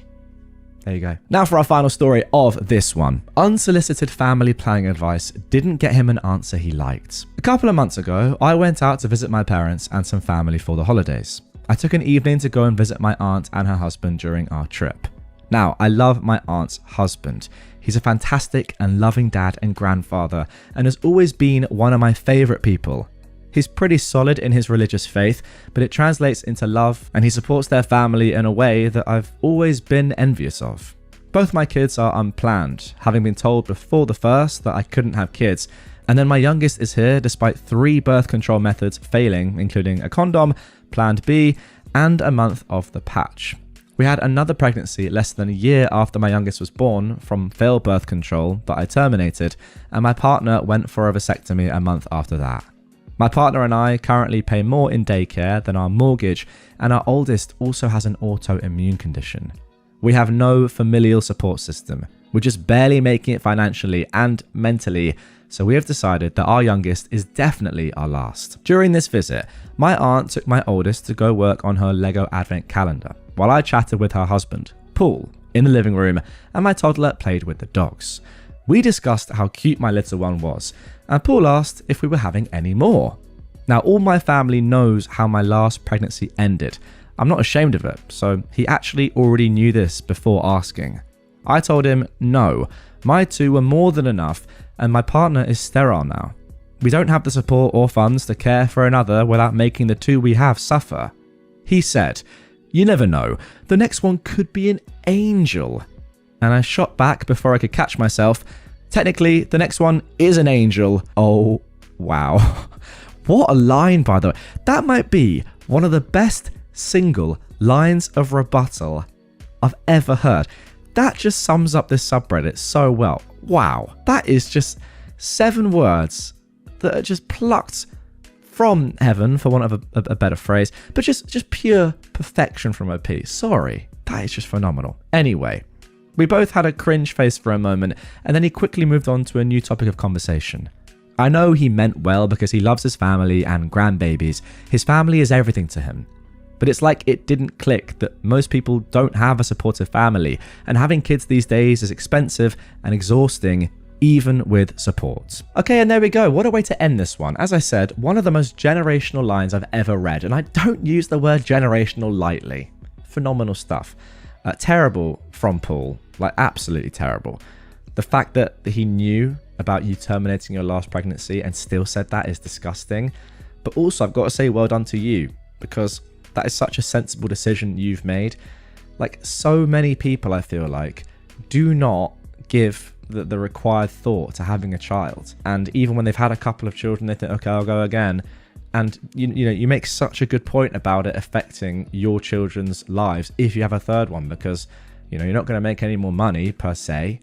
So then 2 into 3, or the money you have for 2 kids is now being split into 3. That's a big difference. And I think if more people acted and thought like this, the world would probably be a better place. I'm not saying to not have kids, by the way. Like, kids are great. I will hopefully have kids myself, and I definitely plan to. But if it's financially going to be extremely challenging to give them the life that they need and deserve, I'm sorry, but you shouldn't do it. And I do think more people should think like that. Fair play to you, OP. Paul, you're a gimp. Someone tried to stop me from using the women's bathroom because they mistook me for a guy. This happened when I finally had the nerve to try a pixie cut hairstyle. I was really happy about it because it felt like me. I will admit that when I shop for clothes, I do not care for gender norms. For example, I bought a man's Hawaiian shirt because it felt breezy to me, and I really liked its fabric. So, onto the story. I was in the mall with my then boyfriend and went straight for the women's bathroom as usual. There was no one there except for a woman putting on makeup. I went inside and was almost close to one of the stalls when said lady quickly approached me with makeup tools still in hand. Isn't this comfort room for women only? And I was confused. Like, yeah? Because there's obviously a big sign out there. But then I realized she was staring intently at my chest, as if trying to determine if I'm really a girl or some guy entering a women's bathroom. And I really don't understand why she'd think of the latter, because I was wearing short shorts with leggings. Sure, I was wearing the breezy men's Hawaiian shirt, but it was unbuttoned and loose to reveal a tight black tank top underneath. Like, that's definitely feminine. The whole situation felt so ridiculous to me that I made eye contact, pointed in the direction of my shorts with both hands, and casually asked, "Wanna check?" If she's gonna make this weird, I'm gonna make it weirder. Wanna enter a stall with me and have a peek? Sure, why not? We're both women, sarcastically. I like to think the silence that followed made her realize who was being a creep, because she backed out immediately and said no. I finally did my business in the stall, and while I was washing my hands, She apologized, and I told her it was no big deal. But I have to apologize for the trans people out there who get treated like that when they're just minding their own business. Okay, and there we go. That is it for the first story. And that is what I mean when I say in the introduction that if you don't know this subreddit, you get to know it very quickly. That is the beauty of r/traumatize them back. You see the instant karma. Whereas, on like r/ProRevenge or nuclear revenge, or even like petty revenge, sometimes you don't actually see that immediate revenge. You don't even ever sometimes get the payoff. Whereas here, it's always pretty instant. I mean, at least most of the time. And that is the beauty of this sub. This is something that I really would love to do. And again, I think I've been saying this for like the last 6 years now. It's very, very rare that I ever find myself in a situation like this. But I do think the thing to do is just go with weirdness and sarcasm if someone's coming at you being weird. And just try and make them feel as uncomfortable as possible. It's just funny. And look, you could have taken this really personally and got really angry, but I do think that's kind of what this woman wanted. Now, interestingly, OP has left this little edit saying, wow, I never realized this would blow up. Now, reading the comments, I wanted to believe in good faith that she learned her lesson, but maybe you're all right. She wasn't actually sorry that she harassed me, and she was actually more sorry that she harassed the wrong person. I guess that she wasn't right. And I think that sort of supports your point when you said at the end that, it was okay for you, but yeah, what if you were trans and having to deal with this sort of thing every single day? It's horrible from her. And hopefully, by your reaction and by that karma that you gave her, she now won't do this to the next person, because it's a horrible thing to do. And also, who really cares? Like, what are the chances that a guy walks into it just doesn't happen? I mean, look, yeah, maybe 1 in a million it happens. But ultimately, if someone is in the female toilets, it's very likely they're a female. Just let them be and just get on with your day. Now for our second traumatize them back story. My father accused me of not being sick while I had a heart attack. Back in 2017, when I was just 17, I had a heart attack. It happened on Christmas Eve of all days. Instead of getting support from my family, my father accused me of making the whole thing up for attention. I hate attention at family gatherings. I was rushed to our local hospital, and things were so serious they had to transfer me by ambulance to a larger hospital in the city because they couldn't treat me locally. You'd think that would have been proof enough that this wasn't some ploy for attention, but no. I ended up needing surgery, and I went through a tough 2-month recovery period. It was one of the most physically and emotionally challenging times of my life. Through all of that, my father never once visited me in the hospital. He was too scared and ashamed to show up, and he's never apologized for how he treated me during one of the worst moments of my life. To this day, we don't speak. I've cut him out of my life because I realized I deserve better than a parent who accuses me of faking a life-threatening medical emergency. Yeah, I feel like your last sentence there, OP, really does sum up this entire thing. Why would you ever want someone like that in your life? Imagine you're about to die, you're dying, your heart is failing, and your dad just goes, stop messing around, man. Like, you're fine. Just chill. Stop trying to get attention. You little rat. The anger would just be, palpable. Family calls me to get me to go back home. I revealed the reason why I left. So, I've left home. I'm more or less homeless and lodging in a hotel that a friend paid for. God bless his heart. This is due to my mum physically assaulting me for the first time since my dad died. That reason is a story for another day. She slapped me 3 times and my face got swollen, so I left 4 days later. I had already been planning on leaving later this year because she's been more or less stealing from me, or more accurately, stealing from my late dad's estate that he left for me in his will. She's been selling some properties, and it's 2 years ago that I found out that that's actually a crime. When I tried to get her to do the right thing, she called me a gold digger, and since then, so many things have happened. I've gotten a lawyer and we're working the logistics out to get what's mine. After leaving home last Friday, I've had a barrage of calls from family members. Everyone has been trying to convince me to come home and even trying to evoke my late dad's name to get me to come home. We were very, very, very close. Cue this incident. My in-law calls me on Sunday and says that my mum came to his house and told him what's happening. He starts with saying that I'm making the wrong decision. I'm going to be wrong, 2 wrongs don't make a right, etc, etc. He doesn't know that my mum slapped me, and I don't tell him because he says, and I quote, "I won't ask what made you leave yet. I want you to go back so we talk about it." He keeps on saying that the path I'm on is wrong, and so many people who have gone on the path I'm on didn't have it ending well for them. all I try to say falls on deaf ears. And since we're Muslim, he starts quoting hadiths to support him and me going back. After he's done going on a tangent and I finally get the chance to speak, I tell him that I'm thanking him for the concern. And even though I'm not ready to tell him the full story, I just want him to know that the main reason I've left is because my mum is stealing from an orphan. Now, in my religion, when your dad dies, you're classified as an orphan. So I was letting him know that my mum was stealing from me. And in our religion, stealing from an orphan gives you an automatic and cemented ticket to hell. As you guessed it, he decided to actually listen now. He stopped trying to guilt me to going home. After I gave him a summarized version of events, he starts saying we need to talk to my mum, I need to tell the family, etc., promptly forgetting his mission to get me to go back home. I felt very satisfied when he apologized and said he's sorry I'm going through that and we need to rectify it, so I should update him on whatever happens next. Safe to say he hasn't called me since. And since that experience, any other family member who calls, I just let them know that she's stealing from me, and each and every one of them stops asking me to go back home. Now everyone knows, or will eventually, I guess. In all this, it seems my mum didn't expect me to leave home, and she's been very remorseful and worried, but it's a little too late for that, I guess. Sometimes, it's just not fair, is it? Why have you lost your father when you were so close to him, but not your mum, who just treats you so horribly and is just a genuinely horrible person? It's just like, I don't know, it's just tough, isn't it?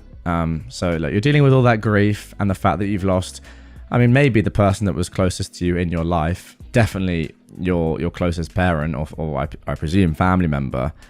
And then on top of all of that, you've got this. And the good news is that your family are now beginning to understand how terrible your mother is.